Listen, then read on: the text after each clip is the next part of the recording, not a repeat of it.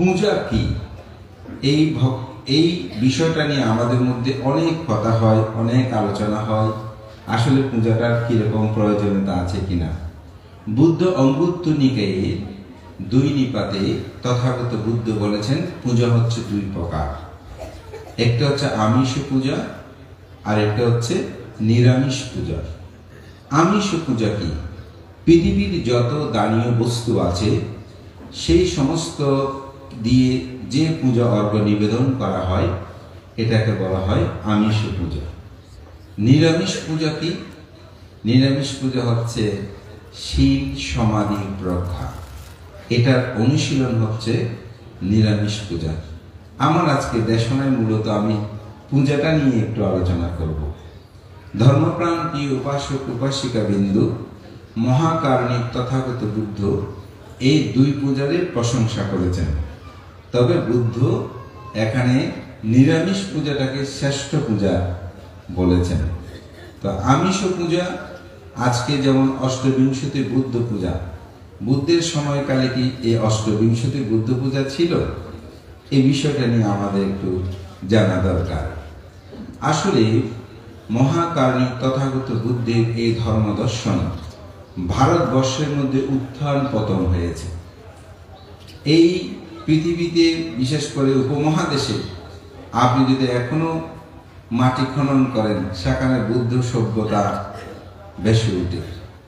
কিন্তু কালক্রমে আমরা অনেক কিছু হারিয়ে ফেলেছি, যার বিষয়গুলো আমরা উপলব্ধি যদি করি দেখা যায় বিশেষ করে 7ম 8ম শতাব্দী পর্যন্ত বৌদ্ধ ধর্ম দর্শনের ভারতবর্ষে একটি জয় জয়কার ছিল। এটি পড়তে থাকে 1100 শতাব্দীর দিকে এসে এটি একেবারে ম্লান হয়ে যায়। 1100 শতাব্দী থেকে 1700 শতাব্দী পর্যন্ত ভারতবর্ষে বৌদ্ধ ধর্মের অবস্থানটা কিরকম ছিল এটি বর্ণনা বা একটা ব্যাখ্যা সহজে খুঁজে পাওয়া যায় না। এরকম একটি অবস্থা ছিল। বুদ্ধ বললেই তাকে খড়গ দ্বারা তার মস্তক ছিন্ন করা হতো, এরকম অবস্থাপন্নটা কিন্তু ছিল। যার কারণে বিশেষ করে চট্টগ্রাম অঞ্চলে আরাকান রাজ্যের কিছুটা শাসন ব্যবস্থা থাকার কারণে বৌদ্ধগণ এখানেই অনেকটা পালিয়ে এসে অবস্থান করে কিছুটা হলে রক্ষা করেছে। তাও মাঝে মধ্যে সেটি আবার মোগলদের হাতে কিন্তু পরাস্ত হয়েছে। এই কারণে ইতিহাসগত বিষয় নিয়ে আসলে চিন্তা করলে অনেক 1864 সালে সংগ্রাম সারমেদ মস্তকের মহোদয় যখন এদেশের সধর্মের পুনঃজাগরণ ঘটে, রাউল তান্ত্রিক প্রথাগুলোকে তিনি নিমজ্জিত করে প্রকৃত থেরবাদ আদর্শের পুনঃজাগরণ ঘটায়, তখন আমাদের অবস্থাটা ছিল একেবারে বিভিন্ন পূজা অর্ঘ্যের নিবেদনেই আমাদের ধর্ম দর্শনের মিশ্রিত অবস্থা। অনেকটা হিন্দু ধর্মের আদর কিছু আমাদের মধ্যে পড়ে। বুদ্ধ বললেও সেই সংমিশ্রণগুলো ছিল। সত্যিকার অর্থে বলতে গেলে লক্ষ্মী পূজা, সরস্বতী এগুলো আমাদের অনেক প্রাচীন যারা মানুষ তারা সেটা দেখেছেন। তা আমাদের পূর্ব আচার্যগণ চিন্তা করলেন তাদেরকে এখান থেকে কিভাবে মূল ধর্ম দর্শনে ফিরিয়ে আনা যায়। তখন তারা প্রবর্তন করলেন যে নবগ্রহ নয়, নবরত্ন পূজা করেন, নবরত্ন সূত্রের আয়োজন করেন। তখন 9টি ঘর 9টি ধর্ম পূজা দিয়ে নবরত্নের ব্যবস্থা করলে এটাকে একটা পরিবর্তন। বলছে লক্ষ্মী পূজা না করে আপনারা কি করেন, আপনারা শিবলি পূজা করেন, তাহলে আপনাদের লাভ সংস্কারগুলো পাপমান যেহেতু সেদিকে ধাপমান, এটার একটা পরিবর্তন নিয়ে আসলেন। এবং এটি আজকে সত্যিকার অর্থে যে এখানে রাঙ্গুনিয়া থেকে এসেছি, অষ্টবিংশতি পূজার সাজানোর বিষয়টা কিন্তু অনেকটা রাঙ্গুনিয়া থেকেই শুরু হয়েছে বলে আমাদের আচার্যগণ বলেন। তখন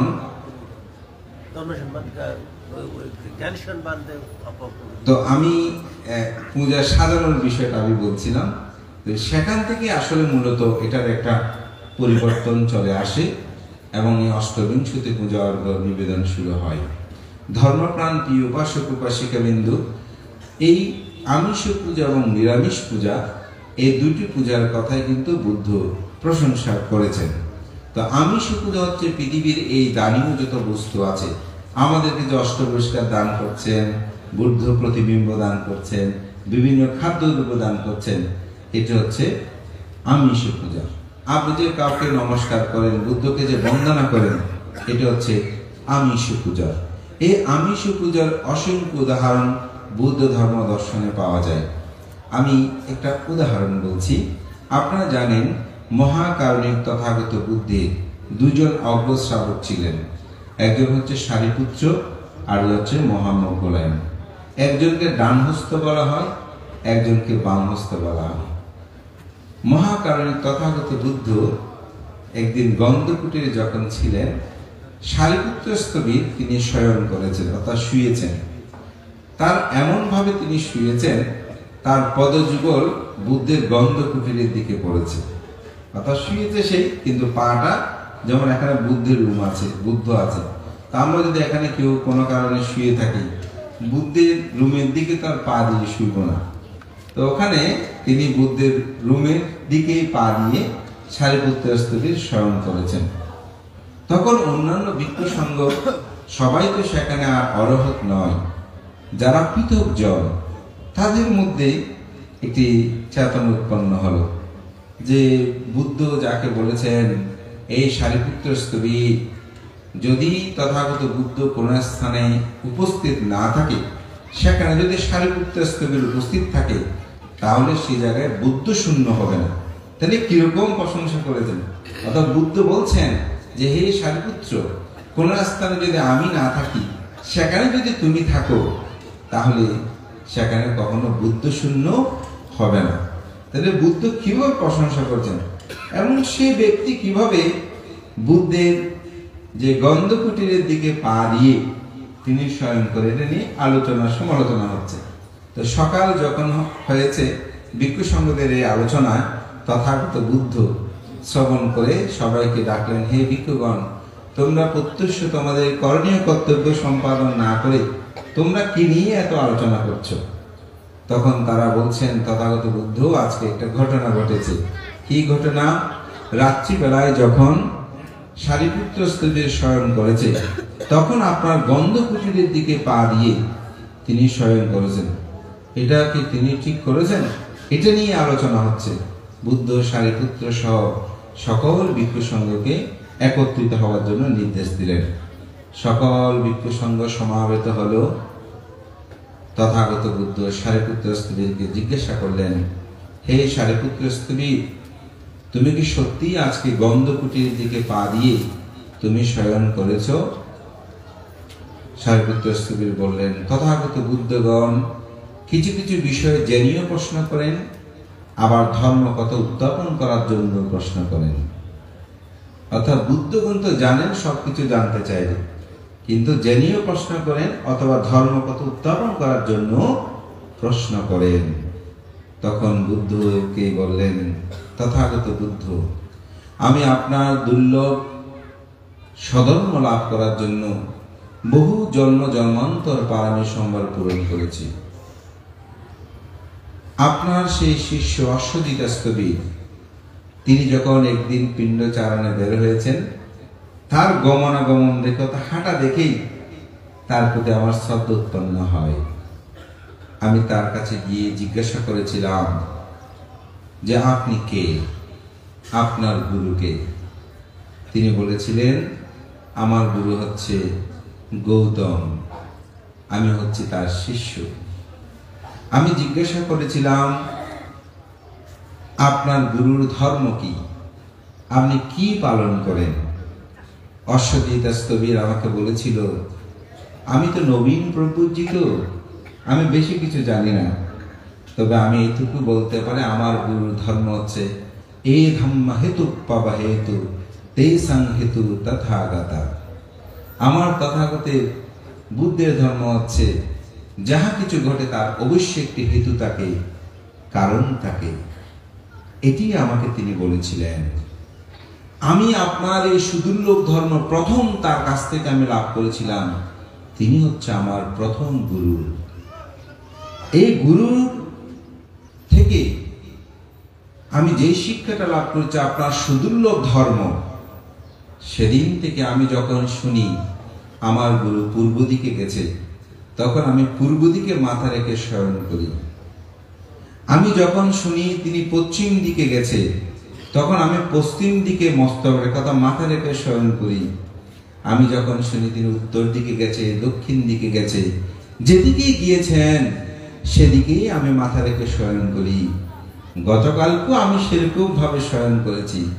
পাটা কোন দিকে পড়েছে সেটা আমি দেখি নাই।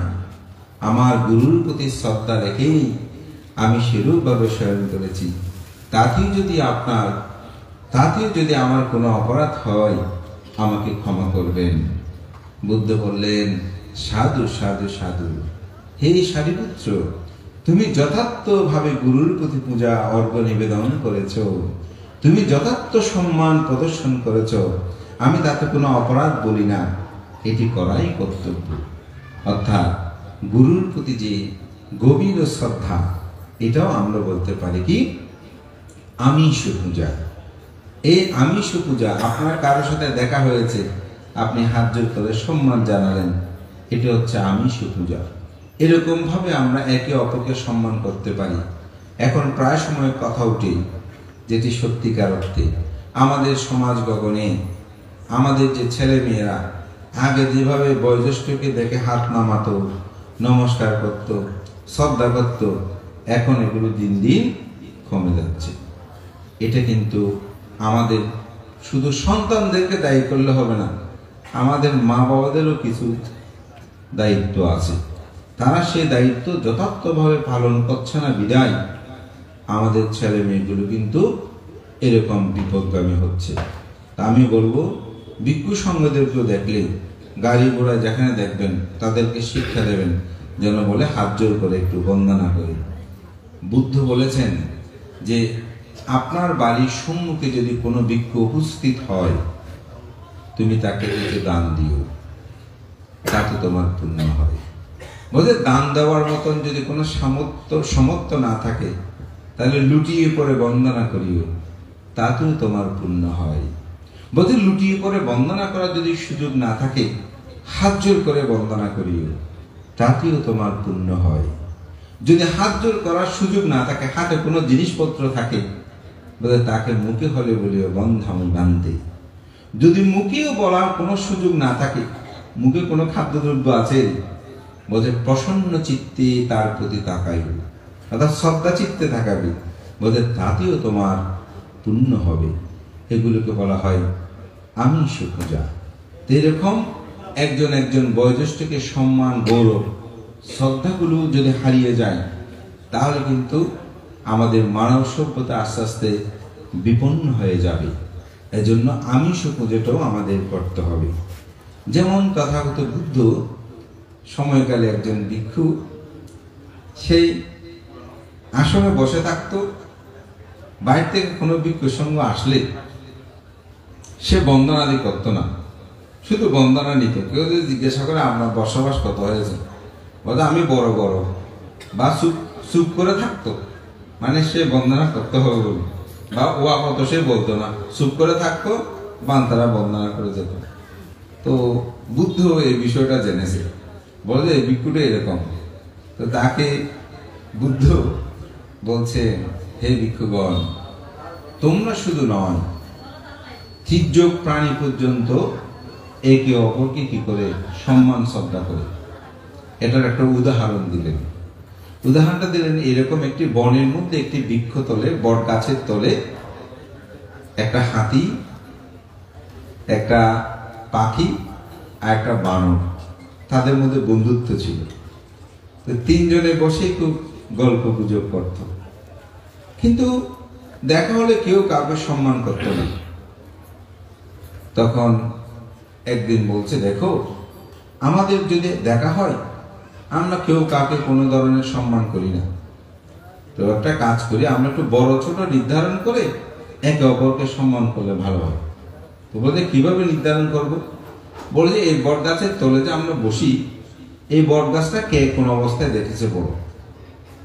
তো হাতি বলছে, আমি যখন এই পথ দিয়ে যেতাম, এই বট গাছের মাথাটা, আগাটা আমার নাভি স্পর্শ করত, আমি সেরকম ছোট অবস্থায় দেখেছি। তো বানর বলছে, এই গাছটা এত ছোট ছিল, আমি মাটি থেকে এই গাছের মাথার পাতাটা ছিটতে পেরেছি। তো পাখি বলছে, আমি আসলে ওই বনের ওখানে এক বট গাছের গুল খেয়েছিলাম, এখানে এসে আমি মল ত্যাগ করেছি, তো পায়খানা করেছি, তো ওখান থেকে এটা উঠেছি। ও তাহলে বড় হচ্ছে পাখি, মেজ হচ্ছে সে বানর, আর হাতি হচ্ছে ছোট। তখন তিনজনে একে অপরে অভ্যর্থনা করত। এই অভ্যর্থনাটা আমাদের করা দরকার। এমনকি আমি দেখেছি বৎসরের প্রথম দিন পহেলা বৈশাখ, আমরা ছোটবেলায় আমাদের মা বাবা বিহারে পাঠাতো, ভোরবেলা স্নান করে বুধি গাছ তলে পানি বুদ্ধ দেওয়ার কাজটা, এরপরে বাঁধতে পায়ে পানি দেওয়া। এমনকি আমার মনে করে বাঁধতে একদম অভিজ্ঞ হয়ে গেছে, পানি সবাই ঢালতে দেওয়াতে, হ্যাঁ এরকম। তারপর বাড়িতে এসে গ্রামের যারা সবচেয়ে বয়োজ্যেষ্ঠ ওনাকে দিয়ে বলে, ওনার পানি দিয়ে একটু আশীর্বাদ নাও। তারপরে বাড়িতে এসে মা বাবা বড়জন যারা আছে তাদেরকে। এখন এগুলো আমাদের মধ্যে নাই। এমনকি ছেলে মেয়ের জন্মদিনেও আমি এটা প্রায় সময় শিক্ষা দিই, আপনাদেরকেও সেটা বলছি। যেদিন ছেলে মেয়ের জন্মদিন হবে, অন্ততপক্ষে আপনারা চাইবেন যে বুদ্ধকে বন্দনা করে ভান্তের পা ধুয়ে দিয়ে আপনারা নিজেরা ব্যবস্থা করবেন। একান্ত স্বাভাবিক, শহর বন্দরে সবাই আপনার দুটো গামলা ভোট দিয়ে ওদেরকে পানি দিয়ে চেয়ারে দুজনে বসে, যে বাবা তোমরা এভাবে আমাদের পাগুলো ধুয়ে দাও, একটা তৈলে নাও, এটা দিয়ে মুছে দাও। এই শিক্ষাগুলো কিন্তু আমাদেরকে দিতে হবে। আপনি যখন এই শিক্ষাগুলো দেবেন, দেখবেন ছেলেটা আপনার সাথে কখনো অভদ্র আচরণ করবে না, তার মধ্যে একটা চেতনা জাগ্রত হবে। আমি এটা একটা প্রত্যক্ষ দেখা বলি। ভারতে কলকাতায় আমি আমার একটা গুরু ভাই সহ আমার গুরু ভান্তে গিয়েছেন, আমরা সম্ভবত বুদ্ধগয়ায় যাব। টিকিট করার জন্য আমরা কাউন্টারে গিয়েছি, এমনি লোকাল যেখানে এজেন্সি আছে ওখানে। তো একটা ছেলে দেখি দোকানে ঢুকে নমস্কার করে সে যাচ্ছে, পিছনে অনেকগুলো বই। আমার সন্দেহ হলো যে এই সময় একটা ছেলে পোশাক আশাকে অনেক দূরে বেড়াতে যাচ্ছে, তা মনে হচ্ছে না। তা আমি জিজ্ঞাসা করলাম যে এটা কে হয় আপনার? বলে যে আমার ছেলে। আমি কোথায় যাচ্ছে? ও বলে যে প্রাইভেটে যাচ্ছে। ও আপনাকে কেন নমস্কার করলো? বলছে না, আমার ছেলে যখনই বাড়ি থেকে বের হয় তখন আমাকে নমস্কার করে বের হয়, আবার যখন আসে তখন আবার আমাকে এবং আমার স্ত্রীকে নমস্কার করে। আমি অবাক হয়ে গেলাম, এখনো এগুলো বিদ্যমান রয়েছে। এরকম যে করবে সেই সন্তানটা কি আসলে মা বাবার গায়ে হাত তুলতে পারবে? মা বাবার সাথে অবাধ্য হতে পারবে? মা বাবার জন্য খারাপ ব্যবহার করতে পারবে? আমি একটা কথা বলি, মাটি যখন নরম থাকে তখন নরম মাটি দিয়ে বাঘ ভাল্লুক সব কিছু করা যায়, শক্ত হয়ে গেলে করা যায় না। ছোটবেলা থেকে যখন আপনি এরকম নম্র বিনয়ী নিরহংকারী হওয়ার শিক্ষাগুলো দেবেন, তখন দেখবেন সে বড় হলেও বিপদগামী হবে না। এই পূজাটা আমাদের দরকার। পিতামাতাকে এটা পূজা, বয়োজ্যেষ্ঠকে এটা পূজা। আরেকটা কথা সেটা বলি, আমাদের সমাজের মধ্যে সেটা হচ্ছে কি, আপনি ছেলে মেয়ের সামনে চাচা জ্যাঠা যারা আছে তাদের নামে যদি দুর্নাম করেন, তাদের খারাপ বলে, এমন অনেক মা বাবা আছে সন্তানকে বাবার দুর্নাম করে, তোমার বাবা কেমন কেমন করে দেখছো, তোমার বাবা মানুষটা ঠিক নেই এরকম। আবার বাবা কি করে, তোমার মা কেমন কেমন করেছে জানো, তখন বাবার দুর্নাম করে। তাহলে দুজনের প্রতি শ্রদ্ধাবোধটা হারিয়ে ফেলছে। আমাকে অনেকে প্রশ্ন করে, পান্ত অমুক পান্ত রাখে অরহত, এটা ঠিক। আমি ব্যাখ্যা দিয়েছি, যখনই কোনো পান্তার নাম বলেছে আর বলি নেই, আপনি ভান্তের নাম ছাড়া যদি বলতেন আমি অবশ্যই উত্তর দিতাম। কিন্তু ভান্তের যেহেতু নাম বলেছেন, তার প্রতি কোনো শ্রদ্ধা থাকলে অনেক সময় শ্রদ্ধাটা পরিহানি হতে পারে। আপনি যদি নাম উল্লেখ না করে জিজ্ঞাসা করতেন আমি উত্তর দিতাম, কিন্তু এখন যদি কোনো কারণে বিপরীত হয় তার প্রতি শ্রদ্ধাবোধটা নষ্ট হয়ে যাবে। তো এই জন্য আপনাদেরকে সচেতন হতে হবে যে ছেলে মেয়েদের সামনে যেন এরকম কথা না বলে। এটা আমার একটা প্রত্যক্ষ দেখা, আজ থেকে প্রায় 20 বছর বা 15 বছর আগে হল। আমি একটি ফার্ম গিয়েছি, পেপার একটা ভিক্ষুর বিরুদ্ধে একটা পোস্ট মানে পেপারে লিখেছে বিভিন্ন কথা। তো এখন স্বামী স্ত্রী ওনারা বসেছেন, ছেলে মেয়ে দুজনে, আমরা 4 জন। তা আমাকে বলতেছে, পান্তে গতকাল একটা পেপারে পেয়েছিলাম এরকম বলে মেয়ে দুটোকে, ছেলেকে আর মেয়েকে বলতে, তোমরা একটু ভিতরে যাও, আমার বান্ধবের সাথে কথা বলবো। দেখি ভিক্ষু নিয়ে আলোচনাটা করছে, বান্ধব এই ভিক্ষুটা এরকম করেছে, পেপারে দিয়েছে। আমার কাছে খুব অবাক লাগলো, ভিক্ষুদের আলোচনা বিষয়, খারাপ বিষয় ছেলে মেয়েদের সামনে কেন তিনি আলোচনাটা করলেন? সাধারণত আমরা তো করি, পারলে ফেসবুকে দিই, ভিক্ষুটাকে কিভাবে শেষ করতে পারবো এই চিন্তা থাকি। তো আমি রহস্যভাবে আমি জিজ্ঞাসা করলাম যে এটা আপনারা ওদেরকে পাঠিয়ে দিয়েছেন কেন? বলতে, ভান্তে আমাদের ছেলে মেয়েগুলো তো ভান্তেদের খুব শ্রদ্ধা করে, যদি এইসব বিষয় তাদের সামনে আলোচনা করি তাহলে তো তাদের শ্রদ্ধার পরিহানি হবে। দেখেন বিষয়টা কেমন। শুধু এটা এখানে নয়, আমি আপনাদেরকে জাতকের একটি কথা বলি, সেটা হচ্ছে মহাকারণিক তথাগত বুদ্ধ, তিনি একবার হস্তিকুলে জন্মগ্রহণ করেছেন তার বোধিসত্ত্ব পালনের পূর্ণতায়। তিনি 500 হস্তির প্রধান ছিলেন। তো বনে একটা রাস্তা ছিল, এক বন থেকে আরেক বনে যেত, ওনারা থাকতো এক জায়গায়, কিন্তু খাবার সংগ্রহের জন্য বিচরণ করতো আরেক বনে। তো যাওয়ার পথে একজন সাধক, একটা ভিক্ষু, তিনি ধ্যান করতেন। তো 500 হস্তির সবাই যাওয়ার সময় ওইখান থেকে নমস্কার করে করে যেতেন। এই অবস্থায় প্রতিদিন তাদের চলতে থাকে। একদিন এক হস্তি শিকারী ব্যাধ, তিনি তার কাজ ছিল হাতিকে হত্যা করে দাঁতগুলো ক্রয় করে বিক্রি করে জীবনযাপন করত, দাঁতগুলো নিয়ে জীবনযাপন করত। এখন সে ভাবতেছে, আমি তো হাতি ধরতে খুব সমস্যা হয় শিকার করতে, যদি আমি ওনার মতন ভিক্ষু সেজে বসি তাহলে তো আমার খুব সুবিধা হবে, যে আমি অনায়াসে তাদেরকে পেয়ে যাবো, আমাকে যদি নমস্কার করতে আসবে। তিনি ঠিক সেই পথের আরেকটু আগে পিছিয়ে করে এসে বসে, তিনি এমনভাবে বসতেন, ওই হাতিগুলো সন্ধ্যার সময় যখন বিচরণ করে আসতো, সবাই এসে নমস্কার করতো, সে গন্ধে থাকতো। ও 499 জন শেষে যেটা পেত ওটাকে সে জাল নিক্ষেপ করে তাকে ধরে হত্যা করত। হত্যা করতে দাহা অবসর যে কোনো প্রকারে সরিয়ে ফেলতো, তার দাঁতগুলো সংগ্রহ করে বিক্রি করে জীবনযাপন করত। এখন কিছুদিন পর দেখা গেল যে হাতের সংখ্যা কমে গেছে। তখন হস্তি প্রধান যিনি, তিনি ভাবতেছে যে দিন দিন হাতের সংখ্যা কমে যাচ্ছে কেন, কি হয়েছে? আমার স্বাভাবিক কেউ যদি শটামি করে, প্রতারণা করে, এটা আস্তে আস্তে কিন্তু প্রকাশ হবে। তার প্রতি একটু সন্দেহ উৎপন্ন হলো, বলে যে ওনার বসা চলাফেরা মনে হয় সন্দেহজনক, আসলে উনি কি কোনো ক্ষতি করছে? তো ইতিমধ্যে তার অবস্থা থেকে ওই যে ভিক্ষুটা শিলবান ছিল সে সেখান থেকে চলে গেছে, স্বাভাবিক তার অবস্থা বুঝি। তো শেষে একদিন তিনি চিন্তা করছেন, আমি সবার শেষে যাব, আগে আর যাব না। তো তিনি যেতে যেতে সবার শেষে যাচ্ছেন, ঠিক সেই সময়ই ওই যিনি প্রথারক হিসেবে চিবর গ্রহণ করেছে, সে জাল নিক্ষেপ করেছে হাতিকে ধরার জন্য। যেহেতু তিনি খুব সতর্ক অবস্থায় ছিল, সাথে সাথে শুন্ড দিয়ে, যেটাকে আমরা ছোড়াদা বলি, সেই শুন্ড দিয়ে জালটা ধরে ফেলেছে। যেহেতু সতর্ক ছিল, তাকে আর ধরতে পারেন। যখন টানতে সে দ্রুত একটি গাছের মধ্যে উপর উঠে গেছে। উপর উঠে যাওয়াতে সে চিন্তা করছে, আমার যে হস্তি অন্যরা আছে তাদের সবাইকে এখন ডাক দিলে হাতি যেটা করে সাধারণত গাছের শিকড়গুলোতে পানি দিয়ে তারপর গাছটা ফেলে দিয়ে তাকে ধরবে।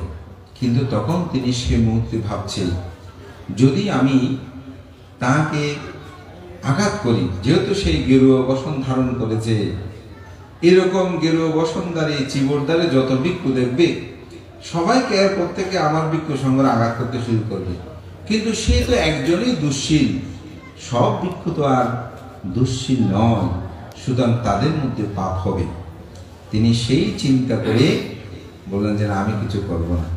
আর ওদিকে বেয়াদ খুব দ্রুত ভয়ে গাছ উঠতে গিয়ে কাপড়টা তার গলায় মুড়িয়ে যায় অথবা মাথায় মুড়িয়ে যায়। সে ঢাল কোনটা ধরবে তাড়াহুড়ো করে উঠতেছে, এখন একটা মরা ঢাল ধরেছে। দুর্ভাগ্যক্রমে সে মরা ঢাল ভেঙে নিচে পড়ে মৃত্যুবরণ করে অবিচি নরক উৎপন্ন হয়। তো বুদ্ধ এখানে উদাহরণ দিয়েছেন, ওই হস্তি প্রধান ছিলাম আমি, আর ওই বেয়াদব ছিল দেবদত্ত। এটি জাতকে আপনারা পাবেন, এভাবে বহু উদাহরণ আছে।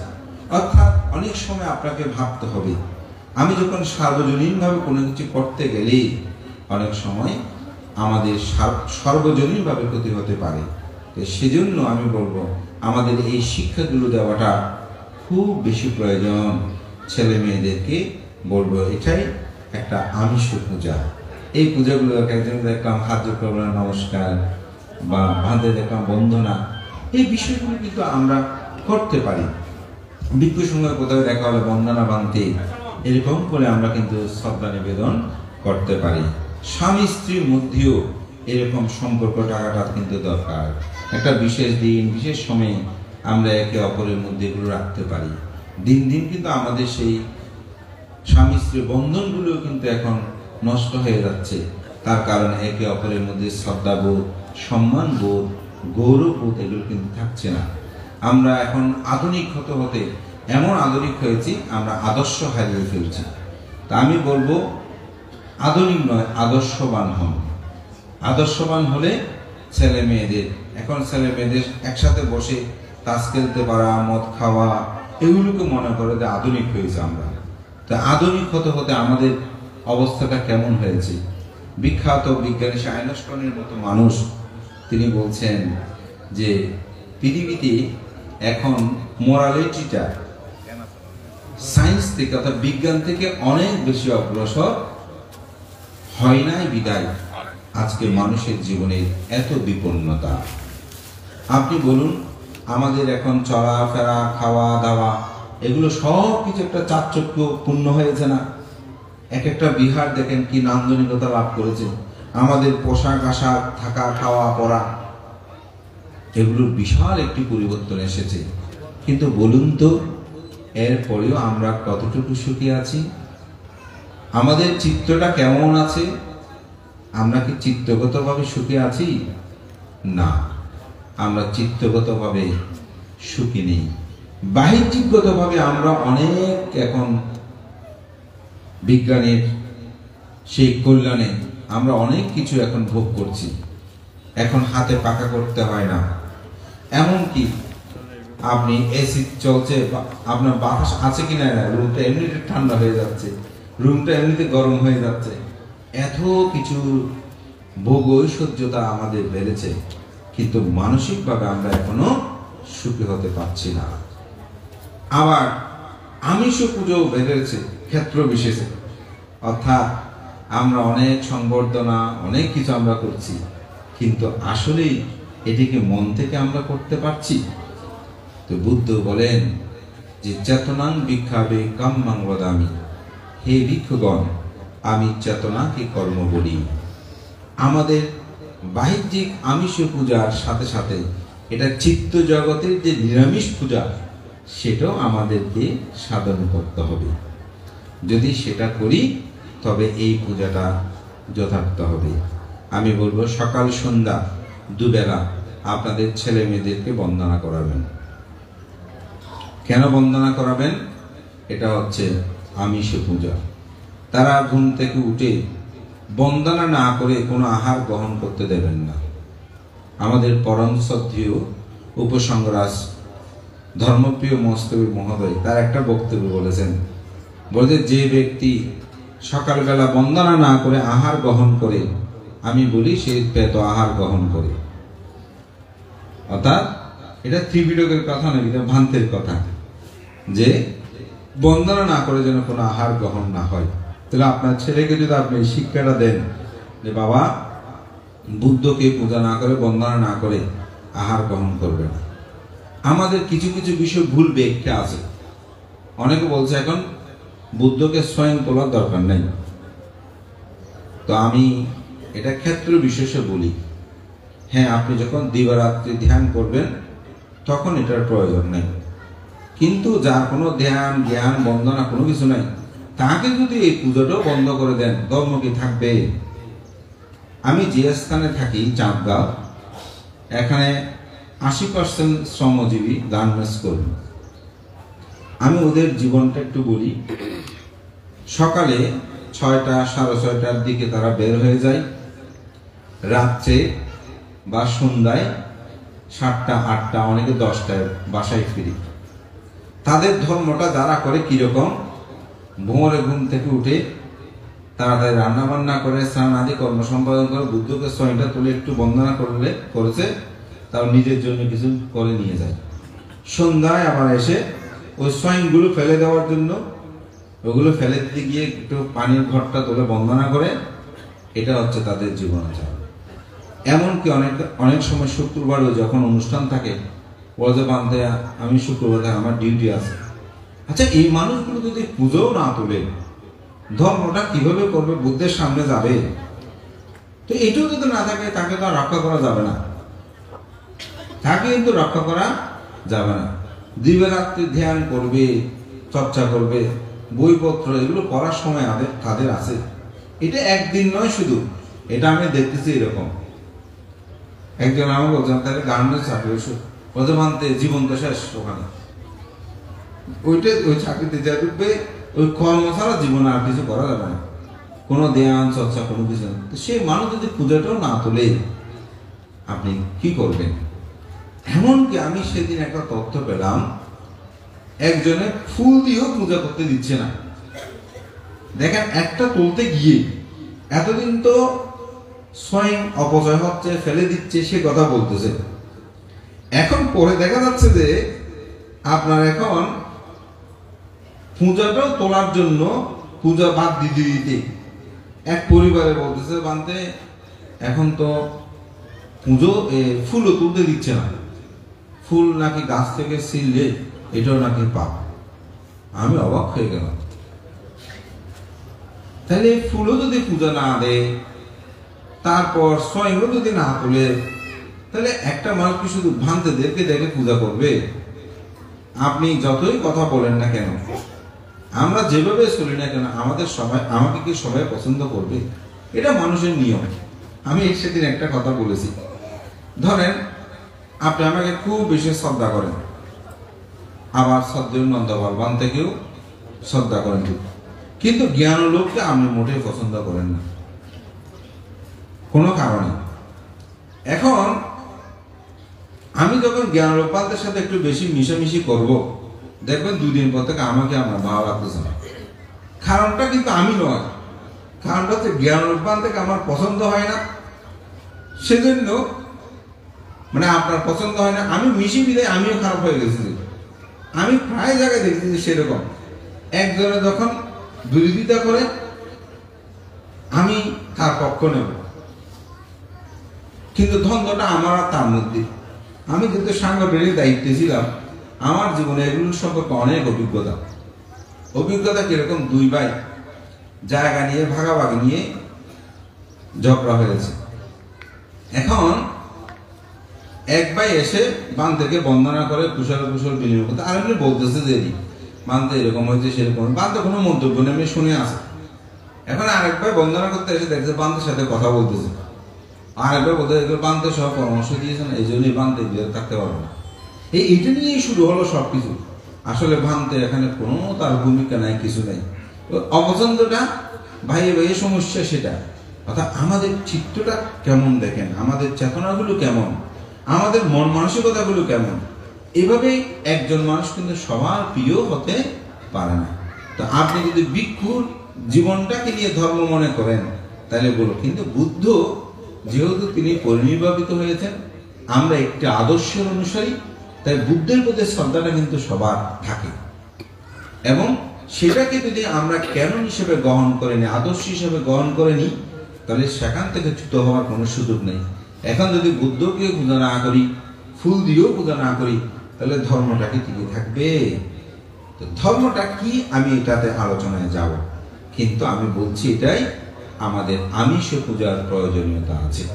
তবে কিছু কিছু ক্ষেত্রে যখন বুদ্ধ পূজা হয়, বিশেষ করে বুদ্ধ পূর্ণিমা বা আমিষ পূর্ণিমাতে, তখন স্তূপে পরিণত হয়, এমন ভাবে ছড়িয়ে ছিটিয়ে দেয়, তখন আমাদের প্রজন্মদের মধ্যে কিন্তু একটা প্রশ্ন চলে আসে যে এতগুলো দ্রব্য দিলামগুলো সব ফেলে দিচ্ছি। তা আমি আমার বিহারেও এখানেও আজকে সেটা বলছি, আপনারা সেগুলো কেটে না দিয়ে একটু গোটা গোটা করে দেন। তাতে কি হয়, তারা অন্যদেরকে সেটা দেওয়া যায়। আমি থাইল্যান্ড, শ্রীলঙ্কা, বার্মাতে সেটা দেখেছি। ওরা সাবেকের মধ্যে পূর্ণ করে আপেল কমলাগুলো গোটা গোটা দিয়ে তোলে, অর্থাৎ একটা প্রতীকী হিসাবে আমরা এটা তুলতে পারি। কিন্তু আপনি যখন কেটে কেটে দেবেন, তো আজকে তো অনেক কেটে, এটা একটা স্পেশাল ডে বা আলাদা। মাঝে মধ্যে কিছু দিবস আছে যেগুলোকে আমরা একটা স্পেশাল ভাবে পালন করি। যেমন আজকে এখানে অষ্টবিংশতি পূজা হয়েছে, অনেক সারা রাত কেটেছে। এটা তো আর প্রত্যেক দিন হচ্ছে না, বিশেষ দিনগুলোতে বিশেষ রকম কিছু হয়তো। যেমন বিয়েতে যখন আপনারা যান কিরকম সাজেন, এটা বিশেষ দিন, হ্যাঁ, এটা স্বাভাবিক। যার বার্থডে হচ্ছে তাকে একটা নতুন কাপড় দিচ্ছে, অমুক দিচ্ছে।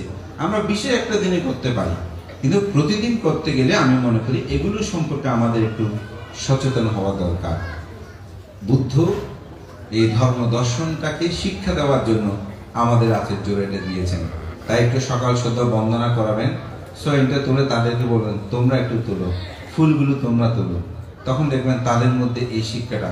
বন্দনা ছাড়া তাদেরকে আপনার বন্দনা করেছো, করিয়ে নেই, তাহলে একটু বন্দনা করে আসো। প্রয়োজনে আপনি সব বন্দনা করবেন। আপনাদের মধ্যেও সমস্যা আছে। আমার বিহারে প্রতিদিন ধর্ম শিক্ষা হয়, তো একজনকে বলতেছি তোমরা কে কে প্রত্যেকদিন বন্দনা করো, একটু হাত তোলো। তো একজনে হাত তোলে নেই। আচ্ছা কে কে করো না, হাত তোলো। তার ওদেরকে একটা কথা বলি যে মিথ্যা বলে তার দুইটা পাপ হয়, সত্য বললে কোনো পাপ হয় না। বন্দনা করো নেই বলবো। তখন তারা সাহস করে, একজন দাঁড়িয়েছে, বেশি বয়স হবে না, 7-8 বছর হবে। তো সে হাত তুলছে। আমি বললাম তুমি বন্দনা করো না? অতভান্তে আমি আপনার কথায় মাঝে মধ্যে বন্দনা করতাম, কিন্তু জানেন এখন আমার বাবা মা করে না। আপনি বলছেন ওদেরকে নিয়েও করতে, আমি ওদেরকে ডাকলাম 2 একবার। বাবাটা একদম তো মোটেই করে না, আসে না। আবার সেদিন যখন বললাম, বলতে তোর লোক বন্ধা তুই কর। বানতে এরকম বলছে, তো এখন আমার বন্দনা করতে তেমন মন চায় না। তবুও মাঝে মাঝে করি, কিন্তু সবসময় করি না। আচ্ছা তোমার বাবা মাকে গিয়ে বলবে আমাকে এই কথাগুলো বলে দিয়েছ, এবং আগামীকাল থেকে যেন অবশ্যই বন্দনা করো। আসলে অর্থাৎ মা বাবা থেকে এই শিক্ষাগুলো আমাদেরকে দিতে হবে। এটাও কিন্তু একটা পূজা। এই পূজা হচ্ছে আমিষ পূজা। তো বুদ্ধ এই আমিষ পূজার চেয়েও শ্রেষ্ঠ পূজা বলেছেন, সেটা হচ্ছে কি নিরামিষ পূজা। আমি একটু লোকচায়ের কথা বললাম, যেগুলো আপনাদের জীবনে প্রত্যাহিক প্রয়োজন, এই জিনিসগুলো যেন আপনাদের মধ্যে থাকে। বুদ্ধ যখন পরিনির্বাণ শয্যায় শায়িত হলেন, বুদ্ধকে পূজা করতে করতে বিশাল স্তূপে পরিণত হলো। অর্থাৎ এখানে যেমন স্তূপ হয়েছে এরকম দানীয় দ্রব্য। তো বুদ্ধ বলছেন হে আনন্দ, তথাগত বুদ্ধকে যে পূজা করতে করতে স্তূপে পরিণত হয়েছে, তুমি কি মনে করো তথাগত বুদ্ধকে যথার্থ পূজা হচ্ছে? আনন্দ নীরব লইলেন। বুদ্ধ বললেন ইয়োগ আনন্দ ভিক্ষু ভিক্ষুণী উপাসিকা উপাসিকা ধম্মার ধম্ম পাটিপাটি বিহারতি সামিটি পাটি পান্ন অনুধম্মচারী সো তাতা গাতং সাক্ষারতি মানতি পূজতি পরমায়া পূজয়া। হে আনন্দ, যে ভিক্ষু ভিক্ষুণী, যে উপাসক উপাসিকা বুদ্ধের ধর্ম অনুধর্ম যথাযথভাবে প্রতিপালন করে, আচরণ করে, তিনি তথাগত বুদ্ধকে যথার্থ পূজা করে, সম্মান করে, গৌরব করে, প্রত্যুত্থান করে। ধম্মানুধম্ম কি? ধর্মানুধর্ম হচ্ছে শীল, সমাধি, প্রজ্ঞা। আপনারা পঞ্চশীল গ্রহণ করেছেন না? এই পঞ্চশীল যতক্ষণ প্রতিপালন করবেন ততক্ষণ পূজা হবে। কি পূজা? এটাকে বলা হয় নিরামিষ পূজা। আপনি যখন ধ্যানস্থ হবেন তখন হবে যথার্থ পূজা। আপনি যখন প্রজ্ঞাদীপ্ত হয়ে চলবেন এটা হবে যথার্থ পূজা। যেমন আপনার সন্তান আপনাকে প্রতি মাসে টাকা দেয়, কিন্তু এই ছেলে আপনার খবরাখবর ঠিক মতো নেয় না, আপনার আদর্শ প্রতিপালন করে না, তার উত্তরাধিকারে আপনার যা সম্পদ করে সেগুলো সব বেচা বিক্রি করে, নিজের ধর্ম ছাড়া অন্য ধর্ম প্রতিপালন বা অন্য সময় ধর্মান্তরিত হয়েছে, কিন্তু আপনাকে টাকা পয়সা দেয়, আপনি কি খুশি হবেন? না। যদি সে সধর্মে নিজেকে রক্ষা করে আপনাকে ঠিকমতো টাকা পয়সা দিতে নাও পারে, যদি বলে যে বাবা মাকে যদি বলে আমি তো এত দরিদ্র, মানে আমার তো এত সম্পদ আদি নাই, দেখবেন তবুও মা বাবা খুশি থাকবে। কিন্তু আমরা অগাধ ধন সম্পদ দিচ্ছেন, কিন্তু আপনি ধর্মান্তরিত হলেন, বাবা মার আদর্শ প্রতিপালন করেন না, জ্ঞাতিগণকে সম্মান করেন না, তাদেরকে শ্রদ্ধা করেন না, তাদের সাথে যোগাযোগ রাখেন না, তাহলে এই টাকা কোনো অর্থ যথার্থতা হবে না। ঠিক আমরা বুদ্ধকে অনেক ধরনের পূজা করছি, অনেক ধরনের পূজা আর্চনা, বিহার নির্মাণে হাজার হাজার লক্ষ লক্ষ টাকা দান করতেছি, কিন্তু আমি পঞ্চশীল পালন করি না, ওই পুত্রের মতন হবে। তাহলে বুদ্ধের যথার্থ অনুসারী আপনি হতে পারবেন না। যথার্থ অনুসারী হতে হলে আপনাকে অবশ্যই প্রাণী হত্যা থেকে দূরে থাকতে হবে, চুরি করা থেকে দূরে থাকতে হবে, ব্যভিচার করা থেকে দূরে থাকতে হবে, মিথ্যা কথা মানে সত্যকে অসত্য, অসত্যকে সত্য বলা, এই যে মিথ্যা সাক্ষী দেয় না, এরকম ভেদ মানে একজনের কথা একজনকে বলে তাদের মধ্যে বিভেদ সৃষ্টি করে দেওয়া, যেটা আমরা ফুসেনি কথা বলি, হ্যাঁ, এরকম কথা, অর্থাৎ ভেদ সৃষ্টি করে দেওয়ার মতন কথা বলা। সেটা কিভাবে? আপনি যেমন একটি কথা আপনি শুনেছেন, কথাটা আরেকজনকে বলতে গেলে প্রথমে ভাববেন কথাটার কোনো উপকার আছে কিনা। একটা খুব সুন্দর গল্প আছে। এক ব্যক্তি এসে বলছে আপনার নামে অমুকে অনেক দুর্নাম করেছে, আপনি কি শুনবেন কি বলেছে? বলেছে দাঁড়াও, তুমি যে এখন আমাকে যে কথাটা বলবে সেই কথাটার দ্বারা কি আমার কোনো উপকার হবে? ভালো করে ভেবে দেখো। তো শুনে সে ভেবে দেখে বলতেছে না, আপনার কোনো উপকার হবে না। তোমার কোনো উপকার হবে? ভালো করে ভেবে দেখো। সে ভেবে দেখে বলতেছে হ্যাঁ, আমার তো কোনো উপকার হবে না। যে বলেছে তার কোনো উপকার হবে? ভেবে দেখো। বলেছে না, তারও কোনো উপকার হবে না।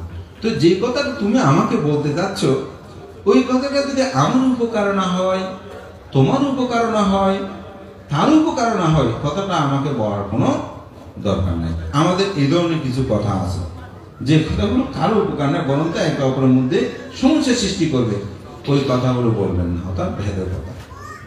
আরটা হচ্ছে কৃষ্ণ ভাষা, যেটা বলেছিলাম যে একে অপরের মধ্যে বলে খানভূষণের মধ্যে দিয়ে একজনের সাথে একজনের মধ্যে বিভেদ সৃষ্টি করে দেওয়া।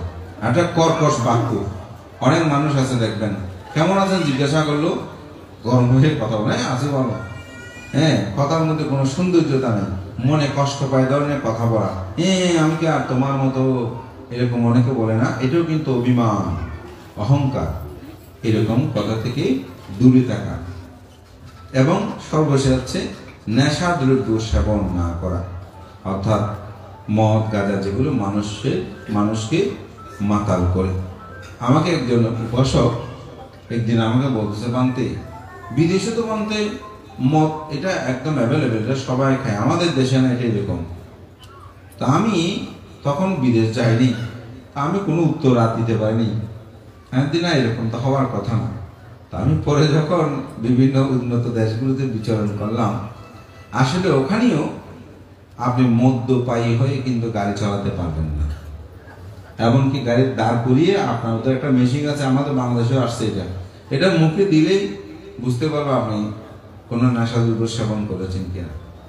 তাহলে দেখা যায় বুদ্ধের যে শিক্ষা, আজ থেকে 2500 বছর আগে আমাদেরকে যে শিক্ষাটা দিয়েছেন, আপনি নেশাদ্রব্য, আপনি যতক্ষণ এগুলো পালন করবেন ততক্ষণ আপনি বুদ্ধকে পূজা করতেছেন।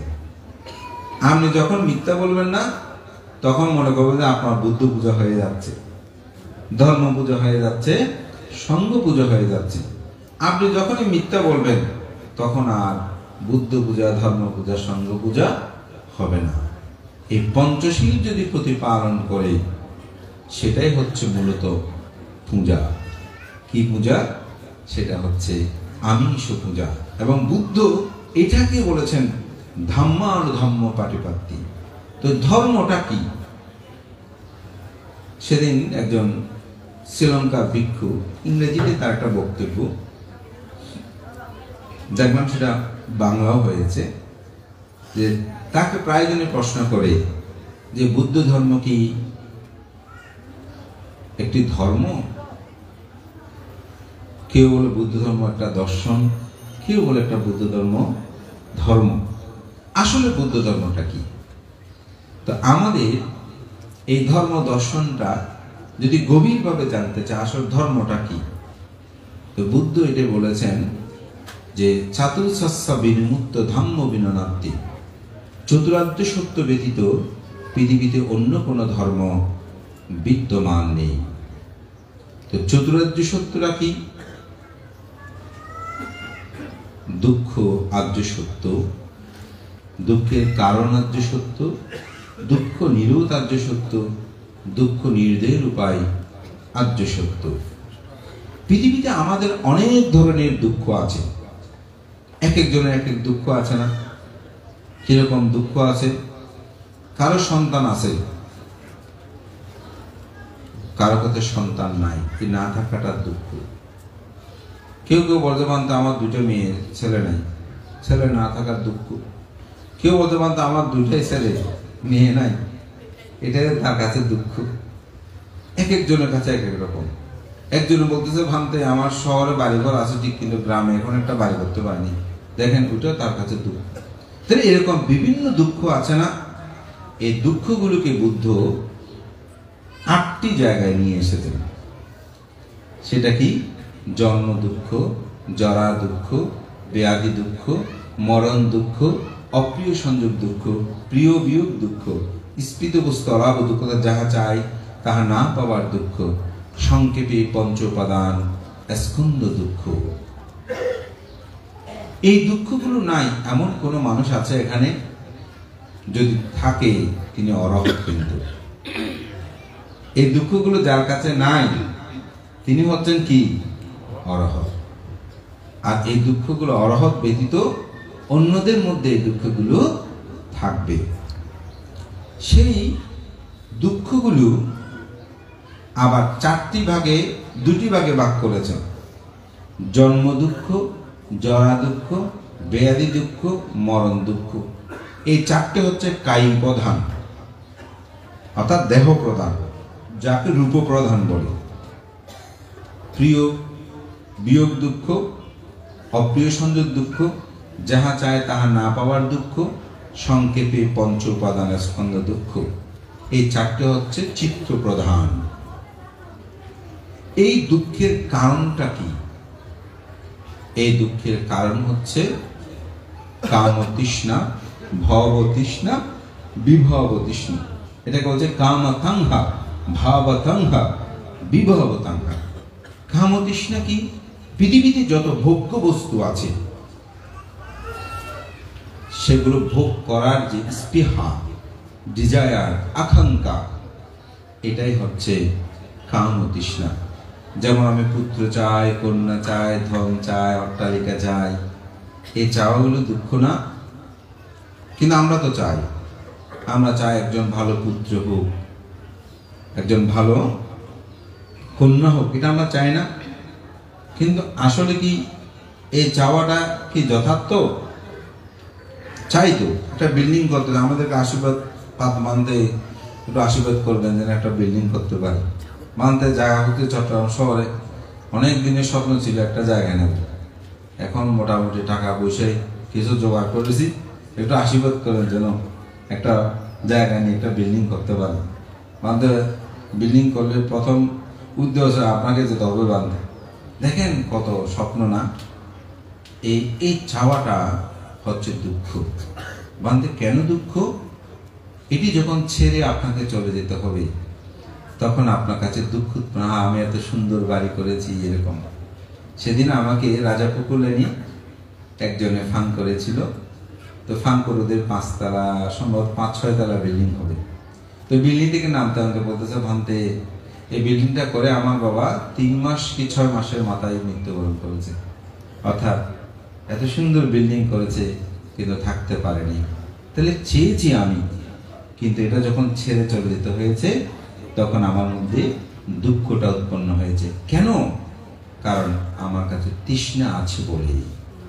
তৃষ্ণা থাকলে দুঃখ থাকবে। ভব তৃষ্ণা, কেউ কেউ প্রার্থনা করে ভান্তে আমাদের স্বামী স্ত্রীকে একটু আশীর্বাদ করবেন, আমরা যেন জন্ম জন্মান্তর একসাথে দেখা হয়, অর্থাৎ আবার যেন আমরা জন্মগ্রহণ করতে পারি। তাহলে এটা ভয় আছে না? প্রতিনিয়ত ভয়, আসলে কি আমাদের দেখা হবে, আবার কি আমরা একসাথে আসতে পারবো?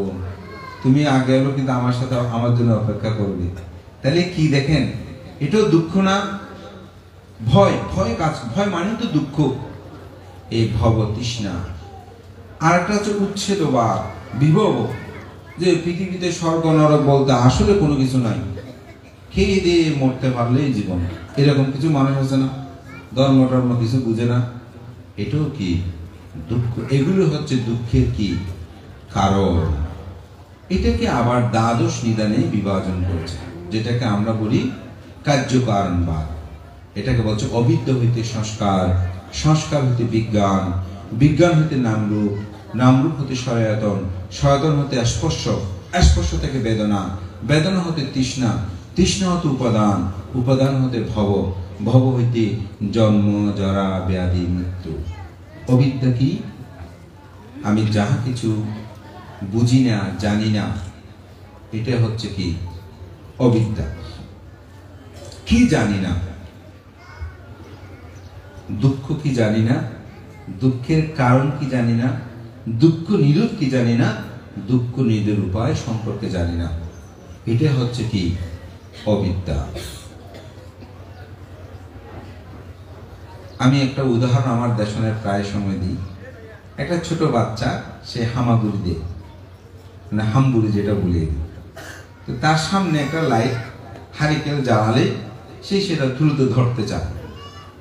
তো একদিন কি করেছে, তার হাতটি ধরে হারিকেলে যে চিমনি আছে না, ওখানে হাতটা লাগালো। প্রথমে একটু করে আলতো করে লাগছে, পরে যখন জোরে চেপে ধরেছে, তার আগুনে তাপ লাগাতে সে হাও মাও করে একেবারে কেঁদে উঠল। এখন এর প্রত্যেকে হারিকেল জ্বালালে সে কান্না শুরু করে। কারণটা কি? কারণটা হচ্ছে হারিকেল যে দগ্ধ করে, সে প্রথমে সেটা জানতো না, যার কারণে সে সুন্দর মনে করে ধরতে চাইতো। কিন্তু যখন সে বুঝতে পারলো এটা আসলে সুন্দরের চেয়েও এটা ধরলে হাত দগ্ধ করে, সুতরাং সে দুঃখ পায়, তখন সেটা থেকে দূরে থাকে। এই যতক্ষণ এটা সম্পর্কে জানে নাই, সেটা ছিল অবিদ্যা। আগুন সম্পর্কে তার যে জ্ঞান হয় না, সেটা হচ্ছে কি তার অবিদ্যা। যখনই সেটা জেনেছে, তখন সেটা হচ্ছে বিদ্যা, অর্থাৎ অবিদ্যা তার ধ্বংস হয়েছে। এই অবিদ্যার কারণে সংস্কার, সংস্কারটা কি? সংস্কারটা দুই ভাগে বিভক্ত, একটা হচ্ছে সসংস্কারী আর একটা হচ্ছে অসংস্কারী। সসংস্কারী কি? অপর থেকে দেখে আমরা যেটা করি, এটা হচ্ছে সসংস্কারী চিত্ত। অসংস্কারী কি? যেটা নিজের মনের মধ্যে উৎপন্ন হয়। যেমন এই অষ্টবিংশতি বুদ্ধ পূজা, এটা আপনার কারো কাছ থেকে দেখেছেন, দেখে আপনাদের মধ্যে একটা সংকল্প হয়েছে 2019-এ যে আমরা এরকম একটা পূজা করব। এটা হচ্ছে সংস্কার। আবার এখানে কারিকুলাম আমরা আর একটু ভিন্ন করব, এখানে কিছু তাদের চেয়ে ভিন্ন, তো একক ধর্মদর্শন আয়োজন অমুক সমুক আপনারা চিন্তা করেছেন নিজে নিজে থেকে, এটা হচ্ছে চিত্ত থেকে উৎপন্ন হবে, এটাকে বলা হয় অসংস্কারী। খারাপের মধ্যেও সেরকম, অনেক সময় আমরা খারাপ করি যে অন্য থেকে দেখে আমি খারাপটা করি, আবার মনে মনে নিজের মধ্যে খারাপ উৎপন্ন হয়ে সেক্ষেত্রেও আমরা অনেক সময় কি করি, খারাপ কাজগুলো সম্পাদন করি। এই হইতে সংস্কার। অবিদ্যা থেকে এই খারাপ সংস্কারগুলো আমাদের মধ্যে উৎপন্ন হয়। এখানে যে সংস্কার উৎপন্ন হয়, সব সংস্কার কিন্তু দুঃখ। এই জন্যই বলছে সংস্কার দুঃখ। এই যে পূজা করতেছেন, এই পূজাটাও কিন্তু দুঃখ। ভাবতে কি দুঃখ, একটু গভীরে গেলে কথাগুলোকে কিন্তু বুঝে নিতে হবে। কারণ পুণ্য সংস্কারটাও ভোগ করতে হয়, অর্থাৎ কুশলটাও ভোগ করতে হয়, অকুশলও ভোগ করতে হয়। তো ভোগ করতে গেলেই তো জন্ম হবে, তাহলে জন্ম হলে দুঃখ পাবেন না? আপনি রাজা হয়েছেন, সুখ, কিন্তু রাজত্ব থেকে তো একদিন একদিন চ্যুত হতে হবে, তাহলে দুঃখ না? আপনি স্বর্গে গিয়েছেন, স্বর্গে পুণ্য করেছেন যে সেজন্য স্বর্গে গিয়েছেন, তাহলে স্বর্গ থেকে যখন চ্যুত হবেন তখন দুঃখ না? এটা আমাদের রবীন্দ্রনাথ খুব সুন্দর ব্যাখ্যা দিয়েছেন, আমি বলি প্রায় সময়, এই অনন্ত চরাচরে স্বর্গমত্ত ছেলে, সবচেয়ে পুরাতন কথা, সবচেয়ে গভীর ক্রন্দন, যেতে নাহি দেব হায়, তবু যেতে দিতে হয়, তবু চলে যায়। আমার প্রথম দুটি লাইনের কথা বলছি, এই অনন্ত চরাচরে স্বর্গমত্ত ছেলে, অর্থাৎ স্বর্গ থেকে আপনাকে চ্যুত হতে হবে, মধ্যলোক থেকে আপনাকে চ্যুত হতে হবে। তো চ্যুতি মানেই তো দুঃখ, চ্যুতি মানে দুঃখ না? তাহলে এই দুঃখটা আপনাকে উপলব্ধি করতে, সেই জন্য বলছে সেটা পুণ্য সংস্কার হোক অপুণ্য সংস্কার হোক, এটা কিন্তু আপনাকে দুঃখ দেবে। সেই জন্য বলতে সংস্কার, অভিধ সংস্কার। সংস্কার হতে বিজ্ঞান, বিজ্ঞান মানে চেতনা, চিত্তে, এটা জেনেছে। তাহলে সেটা আমার মধ্যে উৎপন্ন। বিজ্ঞান হতে কি? নাম রূপ, অর্থাৎ নাম রূপ, রাপ মানে কি? এটা খুব গুরুত্বপূর্ণ। আমরা নিজেদেরকে অনেক ধরনের পরিচয় দিই। যদি জিজ্ঞাসা করা হয় আপনি কে, বলবেন যে আমি অমুক, আমি সমুক। আমরা এক একটা পরিচয় দিচ্ছি না? কিন্তু আমাদের মূল পরিচয় হচ্ছে নাম এবং রূপ। নাম কি? বেদনা, সংজ্ঞা, সংস্কার, বিজ্ঞান, এগুলো হচ্ছে নাম। রূপ কি? আমার এই দেহ। এই দেহ সাধারণত চারিভূত ধাতু। চারিভূত ধাতু কি? আমার এই দেহে মাটি আছে, আমার এই দেহে পানি আছে, আমার এই দেহে আগুন আছে, আমার এই দেহে বায়ু আছে। এই চারিটি নিয়েই অপদার্থ, তেজোত, বায়ু ধাতু, পাটাবি ধাতু যেটাকে বলছে, এই চারিটা নিয়ে আমার এই রূপ। আমার রূপ এটা কি? পরিবর্তনশীল। এই রূপের মধ্যে যদি একটু ব্যতিক্রম হয়, আমরা শরীরে শারীরিক অসুস্থ বোধ করি। যেমন পানির পরিমাণ যদি বেড়ে যায়, ঠান্ডা কাশি লাগে না। যদি আগুনের পরিমাণ বেড়ে যায়, জ্বর উঠেছে, অত বেশি জ্বর, চলতে অক্ষম হয়ে যায়। যখন প্রেশার বেড়ে যায়, হালকা বাতাস বলছি না, বায়ুর সমস্যা হয়ে যায়। যখন খুব বেশি স্থূল দেহ সম্পূর্ণ হয়, মাটির পরিমাণ বেড়ে যায় না? একটা মানুষ যখন মৃত্যুবরণ করে, দেখবেন এই রূপটা পানি পানির সাথে মিশে গেছে, বায়ু বায়ুর সাথে মিশে গেছে, মাটি মাটির সাথে মিশে গেছে, আগুন আগুন, তাপটা চলে যায় না, দেখেন না? কিছুক্ষণ পর মৃত্যু। অর্থাৎ এইটা হচ্ছে রূপ, এই চারিভূত ধাতু। শুধু দেহ রূপ নয়, এই বিল্ডিং এ দেখতে এটা রূপ, এই যে এটা দেখছি এটা রূপ, পানি দেখছি এটা রূপ, পৃথিবীর যত বস্তু আছে এগুলো হচ্ছে রূপ।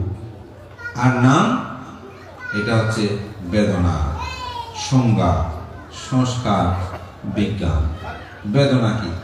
যেমন আমি নন্দকলভান থেকে দেখলাম, দেখার সাথে সাথে আমার মধ্যে কি হয়েছে? ভালো লাগতেছে, নয়তো খারাপ লাগতেছে। ভালো লাগলে সুখ বেদনা, খারাপ লাগলে দুঃখ বেদনা। বেদনা মানে অনুভব। তাহলে আমার মধ্যে কি হয়েছে? অনুভব হয়েছে। সংস্কার, বেদনা, সংজ্ঞা। আমি সংজ্ঞায়িত করলাম উনিকে, চিনতে পারি, রিকগনাইজ।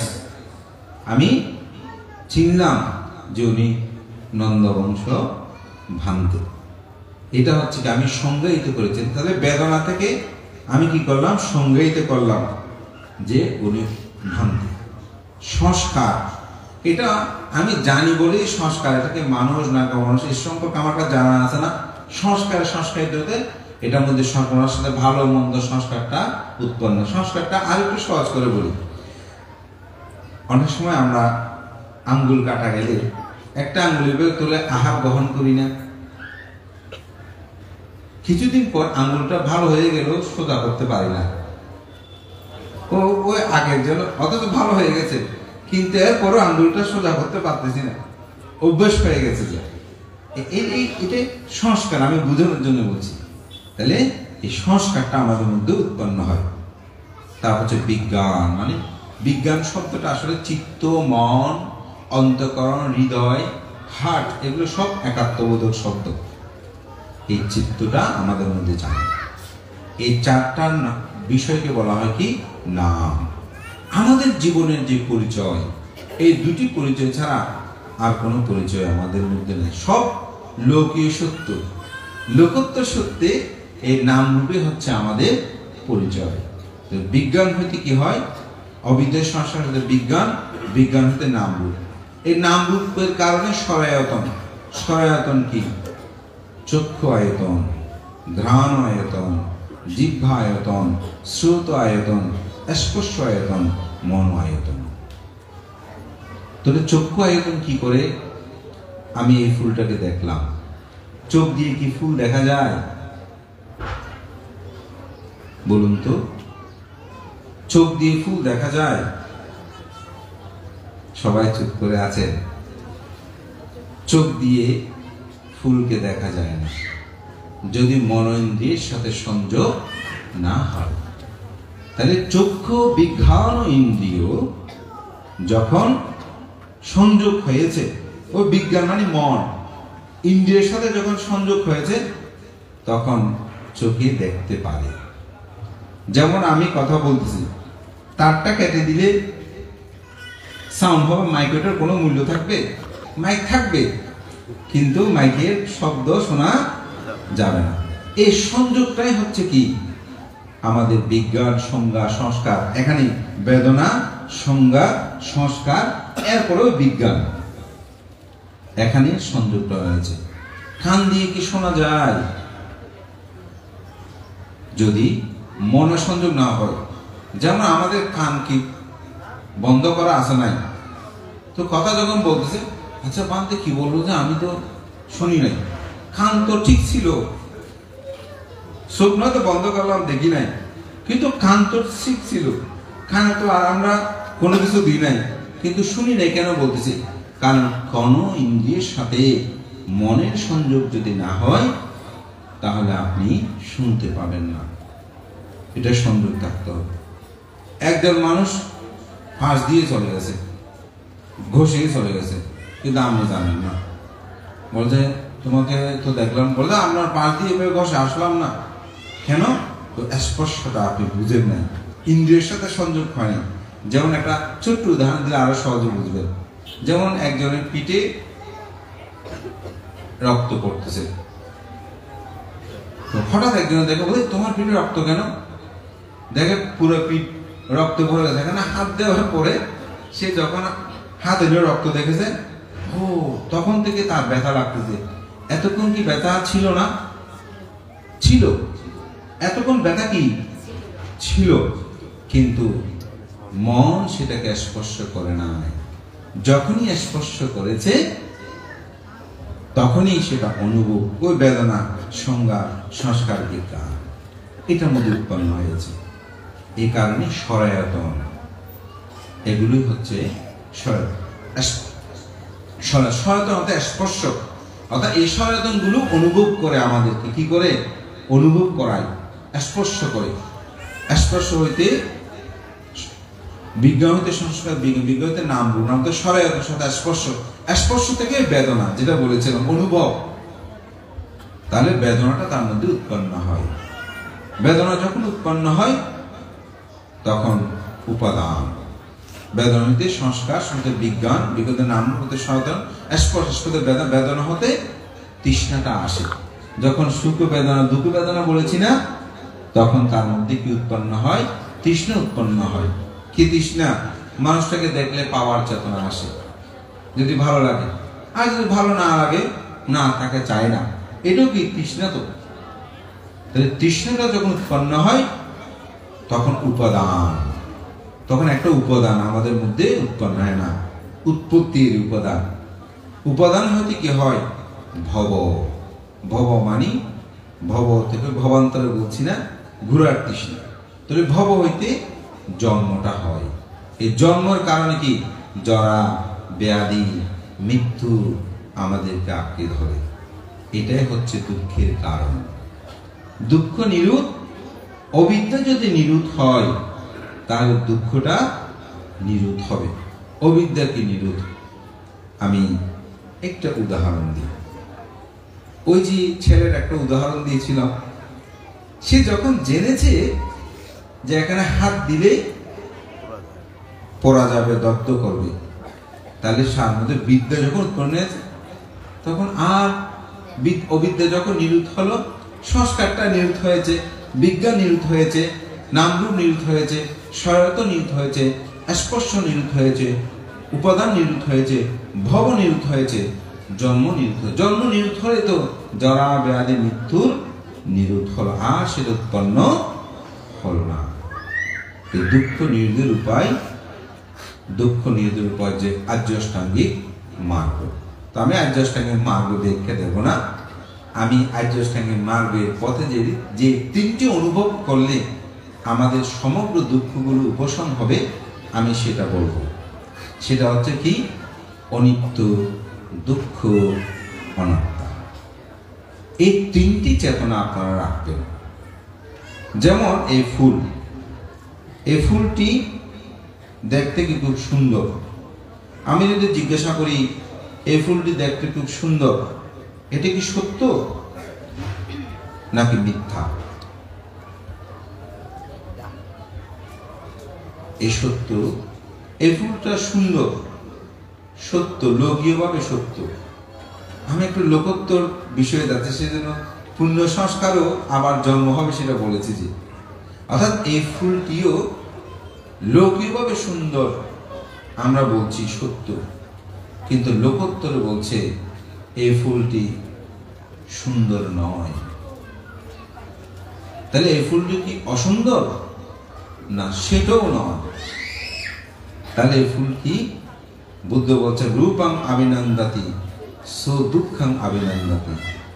রূপং অভিনন্দাতি সো দুঃখং অভিনন্দাতি। যিনি রূপকে অভিনন্দন করে তিনি দুঃখকে অভিনন্দন করে। যেমন আপনি যদি বলেন এই লোকটা খুব সুন্দর, দুঃখ আপনি মনের মধ্যে নিয়ে নিয়েছেন। কেন? লোকটা সৌন্দর্য যখন চলে যাবে দেখবেন, লোকটা আগে কত সুন্দর ছিল, এখন সুন্দর নাই। তাহলে অভিনন্দন করাতে দুঃখ না? অভিনন্দন করাতে দুঃখ। এই বাড়িটা খুব সুন্দর, আগে এই এলাকার মধ্যে এই বাড়িটা প্রথম ছিল, এখন এর চেয়ে একটা ভালো করেছে, তাহলে দুঃখ না? তাহলে রূপকে যখনই অভিনন্দন করবেন তখনই আপনার মধ্যে কি উৎপন্ন হবে? দুঃখ উৎপন্ন হবে। রূপং অভিনন্দাতি সো দুঃখং না অভিনন্দাতি। যখন রূপকে আপনি অভিনন্দন করবেন না তখন আপনি দুঃখকেও অভিনন্দন, দুঃখ আর আপনাকে স্পর্শ করতে পারবে না। তো এটা একজন সাধক কিভাবে জানবে? ফুলটা সুন্দর কিন্তু অনিত্য। তাহলে ফুলটা সুন্দর, মানুষটা সুন্দর, কিন্তু যখন সেই মলিন হয়েছে সে জানে এটা অনিত্য, তাহলে তার মধ্যে কি দুঃখ উৎপন্ন হবে? হবে না। তাহলে আপনাকে নিয়ে যদি এখন আপনি ভাবেন, আমরা অনেক সময় ভাবি আমার চুল পড়ে যাচ্ছে, আমার দাঁত পড়ে যাচ্ছে, আমার শরীর কুচকু হয়ে যাচ্ছে, মলিন হয়ে যাচ্ছে, এই দুঃখগুলো আমাদের সবার মধ্যে আছে না? আছে তো। এখন ধর্ম কোথায় দেখেন? এখন আপনাকে ভাবতে হবে না চুল এটা অনিত্য, এই ত্বক অনিত্য, এই দেহ অনিত্য, স্বামী অনিত্য, স্ত্রী অনিত্য, পুত্র অনিত্য, এই বিল্ডিং, নাম, যশ, কীর্তি, প্রতিপত্তি, এই সব কিছু অনিত্য। এটি যখন আপনি ভাববেন তখন আপনাকে কোনো দুঃখ আর স্পর্শ করতে পারবে না। অরহতকে কোনো দুঃখ স্পর্শ করতে পারে না। কেন? কারণ আমাদের কাছে অষ্টলোক ধর্ম আছে। অষ্টলোক ধর্ম কি? লাভ অলাভ, যশ অযশ, নিন্দা প্রশংসা, সুখ দুঃখ, এগুলো আমাদের মধ্যে আছে না? আমাদের মধ্যে দুঃখগুলো আছে, কিন্তু অরহতের নাই। কেন? কারণ অরহত জানে যে এই পৃথিবীর সবকিছু হচ্ছে অনিত্য, দুঃখ, আনন্দ। তো বুদ্ধ এটি আনন্দকে একবার প্রশ্ন, হে আনন্দ, রূপ নিত্য না অনিত্য? বুদ্ধ বলছেন, আনন্দকে প্রশ্ন করেছে, তা আনন্দ বলতেছে, তথাগত বুদ্ধ, রূপ তো অনিত্য। যাহা অনিত্য তাহা কি সুখ নাকি দুঃখ? বলতে তাহা দুঃখ। যাহা দুঃখ সেটাকে আত্মা না অনাত্মা, তা আমার না, আমার নয়। বলছে না, সেটা আমার নয়। এই তিনটি জ্ঞান তিলক্ষণ জ্ঞান বলে না? আমরা প্রার্থনার সময় বলি তিলক্ষণ জ্ঞান বাড়ে। এই তিলক্ষণ হচ্ছে অনিত্য, দুঃখ, অনাত্মা। এই যে পুষ্প পূজা করেছেন, এই পুষ্প পূজারও কিন্তু একটা সুন্দর গাথা আছে না? বন্ধ বন্ধ গুণযুক্ত কুসুম পদানি পুজিতেছি পুজিয়েতি বুদ্ধ ভগবান। সেখানে বলছে না এই পুষ্পটা কি অনিত্য, এটাও বিদ্যমান থাকবে না। একজন মানুষ যখন তার চিত্ত জগতের মধ্যে এটিকে আনয়ন করতে পারবে, তখন তাকে যদি কেউ মন্দ কথা বলে, তখন সে বলবে এটা তো অনিত্য, এগুলো দুঃখ। দেখবেন তাকে আর দুঃখ স্পর্শ করতে পারবে না। এটা হচ্ছে দুঃখ নিরোধের উপায়। আমাদের মধ্যে যত তৃষ্ণা থাকবে আমরা তত বেশি কিন্তু দুঃখ পাবো। যত আমরা ত্যাগ করতে পারবো ততই আমাদের মধ্যে দুঃখ উপশম হবে। আমাদের জীবনে কেন আমরা সেটা ভাবতে পারছি না? কারণ আমাদের মধ্যে 5টা ঢাকনা আছে। কয়টা ঢাকনা? 5টা ঢাকনা আছে, একটা নয়। 5টা ঢাকনা আমাদেরকে এমন ভাবে ঢেকে রেখেছে। আমি যে সত্যগুলো বলেছি, বুদ্ধের কথা, এগুলো আমার নয়, এগুলোই আমরা উপনোদন করতে পারছি না। তো 5টা ঢাকনা কি? প্রথমেই বলছে আমাদের ঢাকনাগুলোর মধ্যে কামচ্ছন্দ, যেটাকে প্রথম আমাদের ঢাকনা। দ্বিতীয় ঢাকনা হচ্ছে কি? ব্যাপাদ।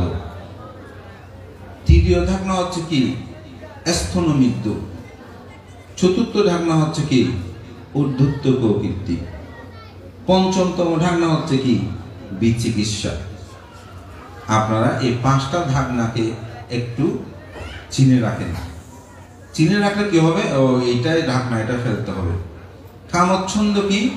পৃথিবীর যত ভোগ্য বস্তু আছে, সমস্ত বস্তুগুলো ভোগ করার যে স্পৃহা, আকাঙ্ক্ষা, তৃষ্ণা, এটা হচ্ছে আমাদের একটা ঢাকনা। এটা হচ্ছে কি? একটা ঢাকনা। যত সমস্যা পৃথিবীতে এখন চলতেছে সব হচ্ছে এইটা 1 নম্বর। সম্পদ চাই, দেশে দেশে যুদ্ধ, মানুষে মানুষে যুদ্ধ, এরকম যুদ্ধ, ক্ষমতায় যুদ্ধ, এগুলো সব লোক না। এগুলোর কারণে তো কি হচ্ছে? দুঃখ আমরা সবাই পাচ্ছি। এই ঢাকনাটা আমাদের আছে না? পরিবারে বলেন, খেতে বলে, আমি সব খেতে আইনি, ভাইয়ে ভাইয়ে দ্বন্দ্ব সাংঘাত, 12টা আমি ওই ভোগ। এটা কাম মানি কাম্য বস্তু, ছন্দ মানি ইচ্ছা। এই যত এগুলো ইচ্ছা আছে, এগুলো হচ্ছে আমাদের দুঃখের প্রথম একটা ঢাকনা। এই ঢাকনা দিয়েছে প্রজ্ঞাকে দেখতে পাচ্ছি না। ব্যাপাদ মানে হিংসা। এত সুন্দর আয়োজন করেছেন, অনেক দেখবে হিংসা করবে। হ্যাঁ, ওনারা তো সুন্দর আয়োজন করতে, পূজা করে, অনেক কাছে সহ্য হবে না। এটা কেমন করে করেছে? এই হিংসা করি। কেউ একটা সুন্দর বাড়ি নির্মাণ করলেও আমরা পছন্দ করতে পারি না। কেউ একটু ভালোভাবে চললেও হিংসা লাগে, ঠিক না? দ্বিতীয় ঢাকনাটা হচ্ছে কি? হিংসা। তৃতীয় হচ্ছে স্তনমিদ্য, অর্থাৎ অলসতা। আজকে করবো, কালকে করবো, পরশু করবো। আমাদের আছে কিনা জানি না, আমারও আছে। এই কালকে থেকে শুরু করবো, পরশু থেকে শুরু করবো, এরকম করে করে অনেক সময় কি করা যায় না। ধ্যানীয়, আজকে ধ্যান করবো, কালকে ধ্যান করবো, পরশু ধ্যান করবো। বুদ্ধ এগুলো নিয়ে অনেক কথা বলেছেন। আজ খুব বেশি শীত, আজকে ধ্যান করবো না। আজকে খুব বেশি গরম, ধ্যান করবো না। আজকে বেশি খেয়েছি, পেট ভারী, করবো না। আজকে পেট একেবারে ক্ষুধার্ত, সেটা করবো না। আজকে একটু অলস হচ্ছে, ঘুমিয়ে পড়ি। বুদ্ধ বলে এরকম করে তোমরা সময় ব্যয় করো না। প্রতিটি সময় আত্মসাধনায় নিজেকে নিমগ্ন রাখো। এই স্তনবিদ্য। আরেকটা হচ্ছে কি? ঢাকনা। এরপরে হচ্ছে কি? উদ্ধত্ত প্রবৃত্তি, চঞ্চলতা। এই চঞ্চলতাটা কিন্তু খুব খারাপ। অস্থির হয়ে যাওয়া মানুষ। এই অস্থির মানুষের দ্বারা কোনো কিছু করা সম্ভব নয়। এটা করবো, সেটা করবো, এই করবো, সেই করবো, তার দ্বারা কোনো কিছু সম্ভব হচ্ছে না। এটা আমারও একটু একটু আছে। কিরকম ভাঙতে? আমি সব করতে চাই, কেউ কাউকে না বলতে পারি না। খানিকক্ষণ সাধক হই, খানিকক্ষণ দেশক হই, খানিকক্ষণ লেখক হই, খানিকক্ষণ অনাথ আশ্রম করি, খানিকক্ষণ বিহার করি। আমি নিজে নিজে ভাবতেছি এত কাজে জড়িত হওয়াটা আমার আসলে উচিত নয়। তারপর সংগঠন করি। এগুলো কিন্তু আসলে মানুষের জীবনের জন্য হয়তো উপকার হচ্ছে পরে, কিন্তু নিজের বেশি উপকার হয় না। একটা জায়গায় স্থির থাকতে পারলে হয়তো দেশক হলে দেশক হতাম, লেখক হলে লেখক হতাম। একটা একটা জায়গায় থাকলে আমার মনে হয় বেশি। আমাদের শ্রদ্ধেয় মহামান্য দশম সংঘরাজ জ্যোতিবল মহাতর মহোদয় তার একটা কথাই তিনি সেটা বলতেন, জীবনে কি করলাম, খানিকক্ষণ এটা খানিকক্ষণ ওটা। এটা হচ্ছে কিন্তু এই চঞ্চলতা, সত্যি কথা এটা। তবে এটা কুশল চঞ্চল, তবু স্থির হওয়াটা দরকার। তা আপনাদের মধ্যে কাজকর্ম পারিবারিক সব করতে হবে, কিন্তু চঞ্চলতাটা পরিত্যাগ করতে হবে। আর সর্বশেষ বিচিকিৎসা। আজকে যে অষ্টবিংশতি বুদ্ধ পূজা করলাম, এই পুণ্যকর্মগুলো সম্পাদন করলাম, এগুলো আসলে আমি যথার্থ করেছি কিনা, এটা মনে সন্দেহ আসে না? এরকম সন্দেহটা যেন দূরীভূত হয়। তা আমি দুটি সন্দেহ দূরত্ব আপনাদেরকে বলবো। বুদ্ধ ধর্ম দর্শনে দুটি বিষয় খুবই গুরুত্বপূর্ণ, একটা হচ্ছে জন্মান্তরবাদ আর একটা হচ্ছে কর্মবাদ। এই দুটি জিনিসকে আপনারা কখনো অবিশ্বাস করবেন না। ভাবতে কেন?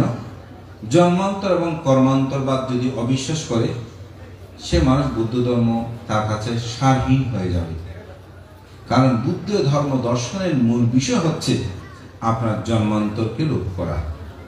আমি যদি এখন হাত তুলতে বলি, আপনারা সবাই বলবেন যে না, আমরা জন্মান্তর বিশ্বাস করি।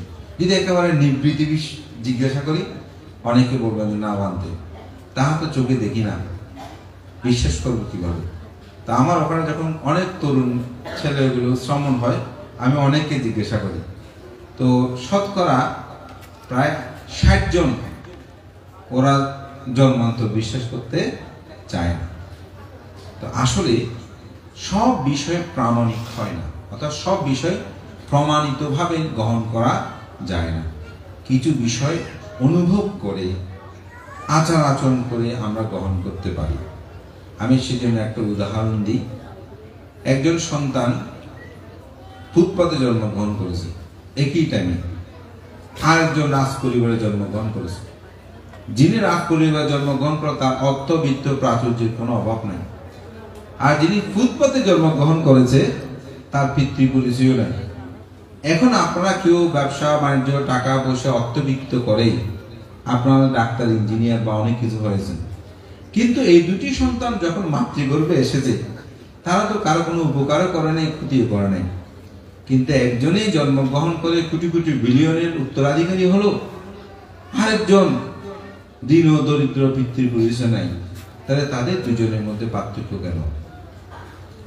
এটা অনুমানে বোঝা যায় আমাদের যে জন্মান্তরবাদ, অর্থাৎ একজনে সে অতীত জন্মে বহুবিধ দান কর্ম সম্পাদন করতে সেই সম্পদশালী পরিবারে জন্মগ্রহণ করেছে, আর যে দীন ও দরিদ্র ছিল সে দান করে না। একজন অঙ্গ প্রত্যঙ্গ পরিপূর্ণ নিয়ে জন্মগ্রহণ করেছে, আর জন অঙ্গ বিকলাঙ্গ নিয়ে জন্মগ্রহণ করেছে। যিনি অঙ্গ বিকলাঙ্গ নিয়ে জন্মগ্রহণ করেছেন তিনি কার ক্ষতি করেছেন? সে অঙ্গ বিকলাঙ্গ হলো কেন? এগুলো দিয়েই আসলে জন্মান্তর গুলো উপলব্ধি করা যায়। কর্মান্তর পৃথিবীতে বহু ধর্ম দর্শন বলে তাদের ঈশ্বর গড, তারা খাওয়ায় চলায় পড়ায় সবকিছু করে। বৌদ্ধ ধর্ম বলছে যেমন কর্ম তেমন ফল। আমরা কেউ আপনাদেরকে স্বর্গে নিয়ে যেতে পারবো না, নরকেও নিয়ে যেতে পারবো না, আপনাদেরকে সবকিছু করতে হবে। আনন্দস্থবীর তিনি বুদ্ধের সেবক ছিলেন, 25 বছর সেবা করেছেন। ক্ষতি তো আছে, 25 বছর তিনি কখনো নিদ্রা যায়নি। বুদ্ধ যে গন্ধকুটিরে থাকতো, সেই গন্ধকুটিরের চতুর্পাশে সে চক্রমণ করত। অনেকে প্রশ্ন করতে পারে, মানে 25 বছর না ঘুমিয়ে পারে? যারা ধ্যান করেছেন 10 দিন, একটা কোর্স করেছে, আপনার ঘুমটা কতটুকু? কিন্তু বাবানা ঘর থেকে যখন বের হয় চেহারাটা কিরকম লাগে বলেন তো? অর্থাৎ ধ্যান করলে ঘুমটা আসলে সেখানে হয়ে যায়। তো আনন্দস্থবী সেরকম সেবা করেছে।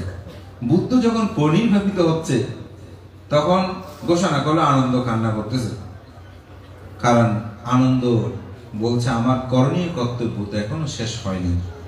করণীয় কর্তব্য কি? আমাদের অনেক মানুষ আছে মনে করে আমি খাগড়াছড়িতে বাড়ি করেছি, গাড়ি করেছি, আমার ছেলে মেয়ে সবাই প্রতিষ্ঠিত, আমিও টাকা পয়সা মান সম্মানে ভালো আছি, আমার কর্তব্য কর্ম শেষ, এরকম অনেকে বলে না? বলে। আমাদেরকে অনেক মানুষেরা বলতে এরকম, আমার আর কোনো চিন্তা নেই, কিন্তু আপনার কর্তব্য কর্ম শেষ হয়নি। আমাদেরকে অনেক বান্ধব, আমরা অনেক নাম দোষ কিন্তু আপনারা সবাই চিনে শ্রদ্ধা করে, আপনার জন্ম সার্থক। আসলে তা নয়, আমার জন্ম সার্থক নয়। কখন সার্থক হবে, কখন আপনার করণীয় কর্তব্য শেষ হবে, জীবন সার্থক হবে, অন্ততপক্ষে শ্রোতাপত্তি লাভ করতে হবে। শ্রোতাপত্তি ফল আপনাকে লাভ করতে হবে। করণীয় কর্তব্য শেষ হবে না। করণীয় কর্তব্য কখন সহিতাগামী হলেও শেষ হবে না, অনাগামী হলেও শেষ হবে না, অরহত ফলেই আপনার করণীয় কর্তব্য শেষ হবে।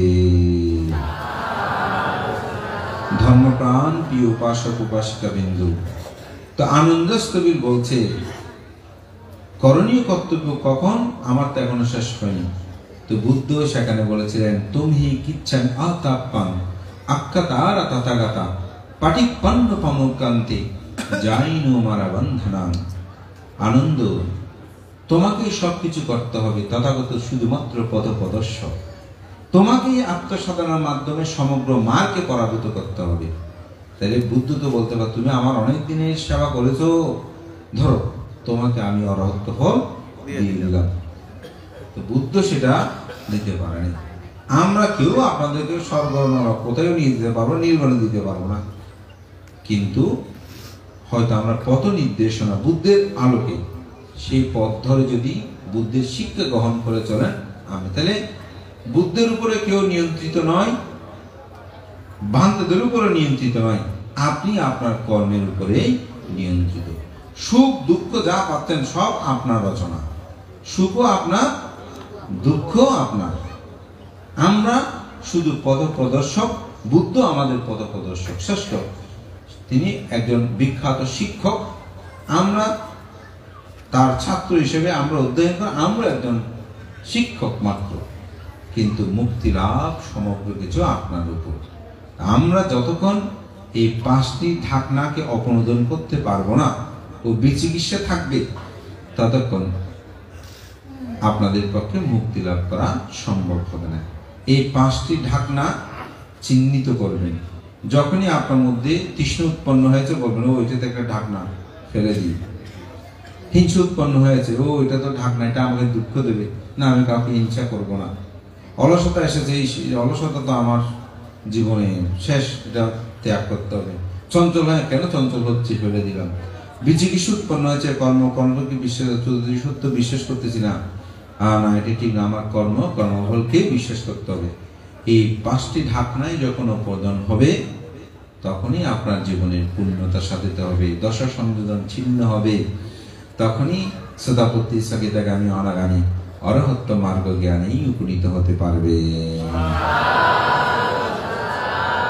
বুদ্ধের জীবন দর্শনে এই প্রচেষ্টাটাই হচ্ছে কি, ধর্ম অনুধর্ম।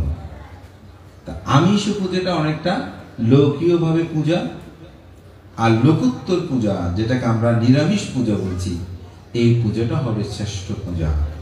তো যতদিন এই শ্রেষ্ঠ পূজাটা আমরা করতে পারবো না, ততদিন আমাদের দুঃখের কখনো উপশম হবে না।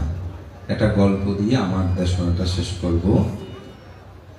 একজন বিখ্যাত বুদ্ধ ভিক্ষু, ওনার নাম হচ্ছে আজান ব্রাহ্মা। তিনি ইংল্যান্ডে তার জন্ম। তিনি বুদ্ধ ধর্মকে ভালোবেসে মূলত থাইল্যান্ডে এসেছেন। এক ফরেস্ট মনাস্ট্রিতে উনি ধ্যান করেন। তো একদিন রাতে ধ্যান করতে করতে তিনি নিজেকে ভাবতেছে আমি অরহত, নিজেকে ভাবতেছে কি আমি অরহত। তো খুব খুশি, সারা রাত অরহত ভাবতে ভাবতে একসময় ঘুমিয়ে পড়লেন। তো ভোরবেলা উঠে তিনি খেতে বসেছেন। তো সাধারণত তিনি যেহেতু ওয়েস্টার্ন, তো ব্যাং খাওয়াটা তার পছন্দ না। স্যুপ দেখেছে, খুব খুশি হয়েছে, ওদের স্যুপটা আমি আজকে খেতে পারবো, নতুন অরহত হয়েছি, স্যুপটা কিন্তু আমার খুব ভালো লাগবে। তো পাশে আরেকজন থাই ভিক্ষু, তারও বসেছে। তো খাবার আগে একটু মন্ত্র বলছে প্রত্যবেক্ষণ। তো প্রত্যবেক্ষণ বলা শেষ হবে, তিনি স্যুপটা নেবেন, কিন্তু তার আগে এক থাই ভিক্ষু তিনি ওই ব্যাংকটা নিয়ে স্যুপের মধ্যে দিয়ে খাওয়া শুরু করে দিয়েছে।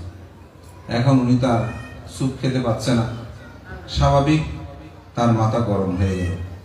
তখন সে মনে মনে বলতেছে, এই ভিক্ষুটা কেন যে আমার স্যুপটা আর খেতে দিল না, ইচ্ছে হচ্ছে জোরে ঘুষি মেরে তার নাকটা চ্যাপটা করে দিই। এরকম তার মনে মনে মানে সে ভাবতেছে, কিন্তু বলতেছে তারা তো সংখ্যা বেশি, আমি তো একজন, আমি তো তাদের সাথে পারবো না, সব তাই ভিক্ষু। তো হঠাৎ তার মধ্যে চেতনা উৎপন্ন হলো, ও আমি না অরহত, অরহতের তো লোভ থাকে না, অরহতের তো দেশ থাকে না, মানে হিংসা থাকে না, অরহতের তো মোহ থাকে না, আমি অরহত নই। রাত্রে ভেবেছে কি অরহত, খাওয়ার টেবিলে বসে ভেবেছে কি অরহত, কিন্তু এই স্যুপটা খেতে না পেরে যখনই স্যুপ খাওয়ার জন্য লোভ উৎপন্ন হয়েছে, তাকে মারার জন্য হিংসা উৎপন্ন হয়েছে, ওই পঞ্চ নিবারণ মোহ উৎপন্ন হয়েছে, বলছে ওহো আমি তো অরহত নই। তো সুতরাং যতক্ষণ আমাদের মধ্যে লোভ থাকবে, আমাদের মধ্যে দেশ থাকবে, মোহ থাকবে, ততক্ষণ আমি ভালো মানুষ নই।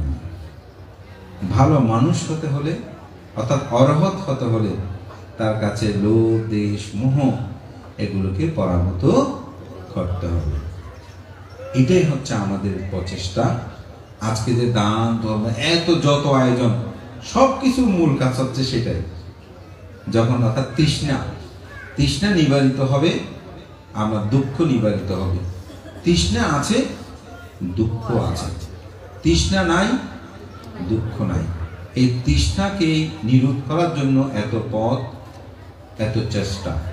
আপনি ধর্মচক্র প্রবর্তন সূত্র দেখেন, তাহলে ধর্মচক্র প্রবর্তন সূত্রের মধ্যে সেখানে এত পূজা এত কিছু কথা নিহিত আছে নাই। ওখানে বলতে শুধু চতুরার্য সত্য আর আর্যাষ্টাঙ্গিক মার্গ।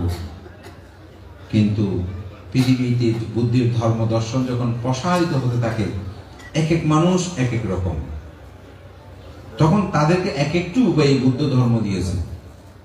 যেমন এক ভিক্ষু এক গভীর জঙ্গলে গিয়ে ধ্যান করতেছে থাইল্যান্ডে।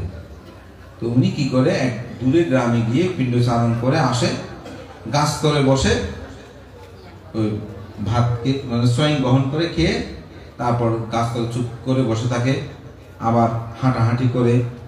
তো বন্য এক মানুষ, যারা ভিক্ষু কখনো দেখেনি জঙ্গলে, তো ওনাকে গিয়ে বলতেছে যে আপনি এখানে কি খোঁজেন, প্রশ্ন করতেছে। এখন ওনাকে কি দেবে, কি খুঁজেন যখন বলছে, উনি বুঝতে পারছে এটা আমাদের সম্পর্কে কিছু জানে না। তো বলে যে আমি বুদ্ধকে খুঁজছি।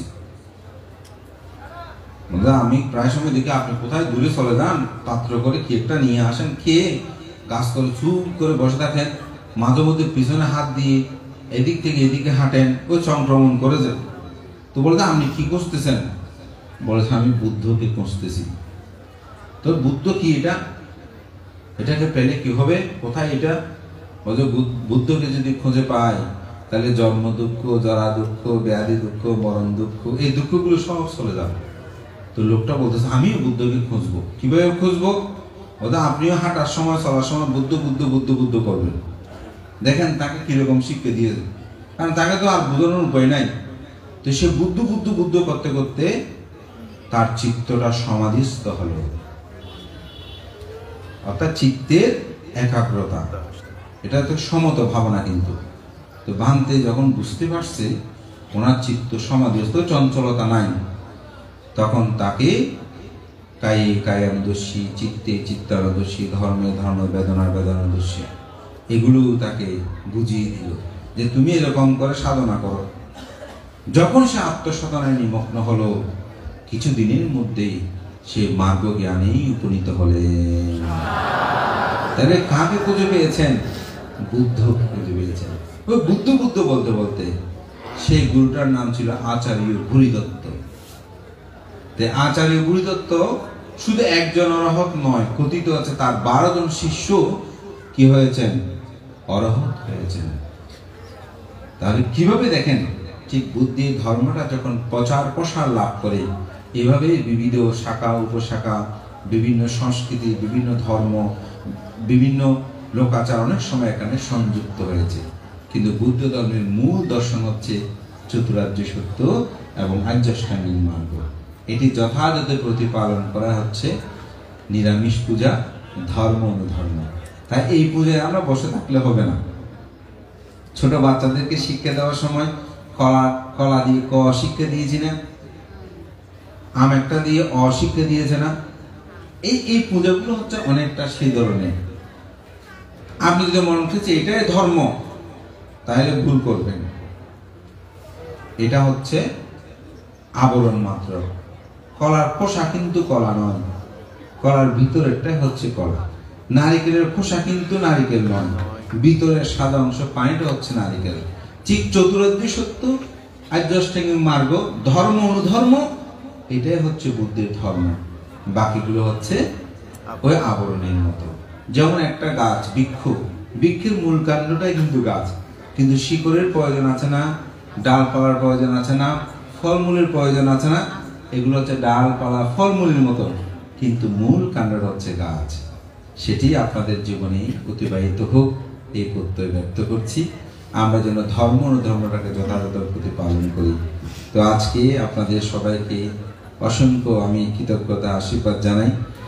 বিশেষ করে শীতকালীন এই সময়গুলোতে আসলে আমাদের ফাঙের খুব ব্যস্ততা থাকে। তো আপনাদের পক্ষ হয়ে আমাদের পারদর্শী বাবু সহ অপরাপর যারা কর্মকর্তা বিন্দু, আপনারা সবাই আমাকে আহ্বান করেছেন, আমি অত্যন্ত প্রীত আনন্দ অনুভব করছি। কালকেও আস্তে আস্তে গাড়ি করে ভাবছিলাম যে এত দূর থেকে গিয়ে তারা আমাকে ফান করলো, তাদের আহ্বান এবং সাথে বিবিধ কারণে পরিবর্তন হলেও আমি কালকে আপনার যেভাবে সম্মান শ্রদ্ধা অর্ঘ নিবেদন করেছেন, যে পূজা অর্ঘ নিবেদন করেছেন, আমি তাতে অত্যন্ত প্রীত আনন্দ পূর্ণদান করছি। আপনারা একতা বুদ্ধ থাকবেন, ঐক্যতা থাকবেন। আমিষ পূজা সেটার সম্পর্কে আমি একটু বলেছি, পারিবারিক শিক্ষাগুলো কিভাবে দেওয়া দরকার, আর লোকোত্তর যে জ্ঞান আমাদের জীবন দর্শনে আমরা যে বুদ্ধের ধর্মদর্শন নির্বাণ প্রত্যাশী হই, সেই বিষয়ে আমি কিছুটা এখানে আলোকপাত করার চেষ্টা করেছি। সেই বিষয়গুলো একটু গভীর, কিন্তু আমি খুব সহজভাবে বলতে চেষ্টা করেছি। হয়তো অনেকে বলবেন বানতে এত সহজ করবেন, এখানে তার কিছু ডিপ বিষয় আছে। তা আসলে বলাটা পারা যায়, কিন্তু শ্রোতা সেটা হৃদয় গমন করতে পারে, সেই বিষয়টা উপলব্ধ করে। আর আমি অনেকটা লোকোত্তর যে বিষয়গুলো সেগুলোকে সেভাবে আলোচনা করার জন্য চেষ্টা করি। তা আশা করি আপনারা বুঝবেন।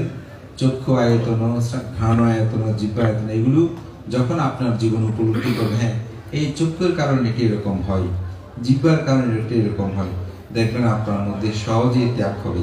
আমাদের পরম শ্রদ্ধেয় আর্য শ্রাবক জ্ঞানীশ্বর মস্তবিদ এই জিহ্বাটা নিয়ে কিভাবে তিনি করেছেন, একটা ছোট্ট উদাহরণ বলি। খেতে বসেছেন, স্বয়ং পাঠিয়েছে ভোরবেলা, তো কোনো দুর্ভাগ্যক্রমে কেরাচিন পড়েছে, তখনকার সময় তো রান্না করতে দিত, তখন তরকারিগুলো আর খেতে পাচ্ছে না। তো প্লেটের মধ্যে নিয়ে বানতে বলতেছে, ভাতের দলা পাকিয়ে পাশে রাখছে, ওদের মনে করো এটা তরকারি, এগুলো ভাত, এই তরকারি নিচ্ছি, ভাত নিচ্ছি, খাওয়া শুরু করেছে। পাশে তো বান্তারা বসে আছে, বান্তের দেখো 2-1 গ্রাস, কারণ ওরা আর খেতে পারতেছে না। এই বান্তের চোখ বন্ধ করে চোখ খুলে তরকারি ভাত বলো, সব ভাত খাওয়া হয়ে গেছে, ওদিকে ওনারা আর খেতে পারে নাই। অর্থাৎ এটাই হচ্ছে চেতনা, চিত্তের চেতনা। যে অনুভবের কথা বলেছি, এই চিত্তের চেতনাটাকে যখন রাখবেন, কেউ দুঃখ দিয়েছে অসুবিধা নাই, এটা তো নিত্য। কেউ কষ্ট দিয়েছে, একটু উপেক্ষা করি, কি হয়েছে, দেখবেন আপনি প্রশান্তি পাবেন। একদিনে পারবেন সেটা বলবো না, আপনাকে চেষ্টা করতে হবে। চেষ্টা করতে করতে একটা সময় দেখবেন আপনি পারবেন। মৈত্রীটা এমনি আসে না, করুণা এমনি আসে না, উপেক্ষা এমনি আসে না। এটা মানুষ শিক্ষা করতে করতে একটি সময় সেটা কিন্তু তিনি লাভ করতে পারে। বুদ্ধ একটু উদাহরণ দিয়ে, ভিক্ষুগণ তোমরা কি সাগর দেখেছো? সাগর কিন্তু ক্রমশ ঢালু, হঠাৎ গভীর নয়। পুকুর নদী হঠাৎ গভীর, সাগরের ধর্মটা হচ্ছে ক্রমশ ঢালু। বলে আমার ধর্ম দর্শনীয়, কেউ এক লাফে অরহৎ হতে পারবে না। শ্রোতাপত্তি শ্রোতাপত্তি ফল, স্থগিতগামী স্থগিতগামী ফল, অনাগামী অনাগামিত্ব ফল, অরহৎ অরহত্ব ফল। এটি শ্রুতগত ভাবে। তা আপনাদের এই রূপভাবে প্রচেষ্টাটা অব্যাহত থাকতে হবে এবং ধর্মটা নিজেদের জীবনে প্রয়োগ করতে হবে। আপনি যত প্রয়োগ করবেন তত আপনি বুদ্ধের ধর্মটাকে উপলব্ধি করতে পারবেন। যেমন আপনি দান করছেন, দান করে প্রয়োগ করেছেন কখনো?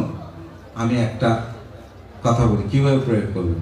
আজকে আপনি 5,000, 10,000, 15,000 টাকা দান করেছেন, কালকে কোনো ক্রমে আপনার 5,000 টাকা হারিয়ে গেছে, আপনি কি করবেন? অস্থির হয়ে যাবেন না? মন খারাপ হবে না? আপনি বলবেন গতকালকে তো 50,000 টাকা দান করেছে, 5,000 টাকা কি আসে, খোঁজে দেখি, পেলে পেলাম, না পেলে নাই। দেখবেন মানসিক প্রশান্তি আপনি পেয়েছেন। এইটাকে বলছে অ্যাপ্লাইং বুদ্ধিজম, প্রয়োগিক বুদ্ধ ধর্ম। এটা জীবনে আপনাকে প্রয়োগ করতে হবে। প্রয়োগ করলে বুদ্ধ ধর্মটা আপনি পাবেন। আপনি শিলবান কাউকে দেখানোর জন্য না, আপনার নিজে মানসিক স্যাটিসফাই থাকবেন। না, আমি কখনো কোনো কিছু চুরি করি নাই, আমি কারো কোনো ক্ষতি করি নাই, আমি কারোর সাথে কোনো প্রতারণা করি নাই। আপনি মানসিকভাবে প্রশান্তি। সেজন্য চিত্ত যেটা ভয় শূন্য, উচ্চতাশীল, যার চিত্তের মধ্যে কোনো ভয় থাকবে না, পাপ থাকবে না, তার মাথা উঁচু থাকবে। সে কাউকে ভয়, আমরা পুলিশ দেখলে ভয় পাবো কেন? আমি তো সেই অপরাধ করিনি। যার কারণে মানসিকভাবে প্রশান্তি লাভ করবেন। বুদ্ধের ধর্মটা সেটাই, আপনাকে প্রয়োগ করতে হবে। প্রয়োগ করলে আপনি সুখ পাবেন। একটা কিছু দেখেন, আমার জীবন ব্যর্থবানতে আমি এরকম কিছু করতে পারি না। আপনি যদি বলেন না, আমি শিলবান, এটা আমার জীবনের বড় সম্পদ, আমার কাছে সন্তুষ্ট, অত্যবিত্ত আমি চাই না, দেখবেন আপনি মানসিকভাবে সুখী হতে পারবেন। আর যদি আরো চান তাহলে সুখী হতে পারবেন না। এই বিষয়গুলো যখন আমরা প্রয়োগ করব ধর্মটা নিজেদের জীবনে, দেখবেন আপনার কাছে দুঃখ থাকবে না, চুল না থাকার দুঃখ থাকবে না, শরীর মলিন হওয়ার দুঃখ থাকবে না, কারণ এগুলো সব অনিত্য, দুঃখ। আমরা আমি কালো, আমি সাদা, আমি লম্বা, আমি পেটে, মনে কষ্ট আসে না? সাদা মানুষকে বেঁচে থাকে, মৃত্যু হবে। কালো মানুষ মৃত্যু হবে, বেটে মানুষ মৃত্যু হবে, জ্ঞানী মানুষের মৃত্যু হবে, অজ্ঞানী মানুষের মৃত্যু হবে, বিজ্ঞ হলেও মৃত্যু হবে, সমন হলেও মৃত্যু। মৃত্যু তো সবার হবে, কিন্তু ভালোভাবে চলার জন্য তো আর সাদা কালো দরকার নাই। ভালোভাবে চলার জন্য জ্ঞানের প্রয়োজন, প্রজ্ঞার প্রয়োজন। এই প্রজ্ঞাটা উৎপন্ন করলে জীবনের সার্থকতা। আপনি বহু বিদ্যা জানেন, এগুলো ক্ষণস্থায়ী। অঙ্গত্বনিকে একটা খুব সুন্দর কথা আছে, বলছে বিদ্যার ধ্বংস আছে, প্রজ্ঞার ধ্বংস নাই। এটা নিয়ে আমি খুব ভাবিত হয়েছিলাম, বুদ্ধ এটা কি বললেন। আমরা বলতাম যে ছোটবেলায় মা বাবা বলতো, এই তোমরা বিদ্যা অর্জন করে এটা কেউ চুরি করে নিতে পারবে না। কিন্তু আসলে কি বিদ্যা চুরি হয়? হয়তো আমি একটা ফর্মুলা বের করলে অস্ত্রধর বলতে ফর্মুলা আমাকে দিয়ে, চুরি হচ্ছে না, এখন ডাকাতি হচ্ছে না।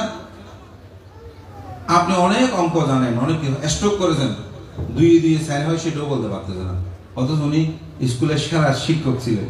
স্ট্রোক করার পর সে আর 2 2 4 হয় সেটা বলতে, তাহলে বিদ্যা ধ্বংস হয়েছে না? কিন্তু প্রজ্ঞার ধ্বংস নাই। প্রজ্ঞা হচ্ছে কি? শ্রোতাবুদ্ধি সকিতাগামী অনাগামী অরহৎ। এই শ্রোতাবুদ্ধি সকিতাগামী অরহৎ যিনি হয়েছেন, স্ট্রোক করলেও ওনার কাছে এই প্রজ্ঞা ধ্বংস হবে না। বুদ্ধ এই জন্য এটাকে সর্বশ্রেষ্ঠ বলেছেন। আমাদের জীবন দর্শনে এই প্রজ্ঞাটা উৎপন্ন করার জন্য সকলের মধ্যে সে প্রচেষ্টা থাকুক। আবারও এই সুন্দর আয়োজন দেখে খুব ভালো লেগেছে।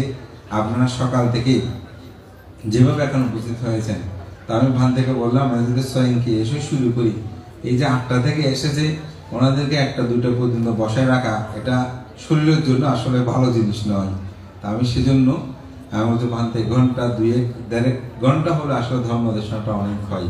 তা আমি মনে করি আপনারা অবশ্যই আপনাদের ধর্ম রসটা পরিতৃপ্তি লাভ করতে পারবেন। অনেক সময় এটা হয় না, স্বাভাবিক।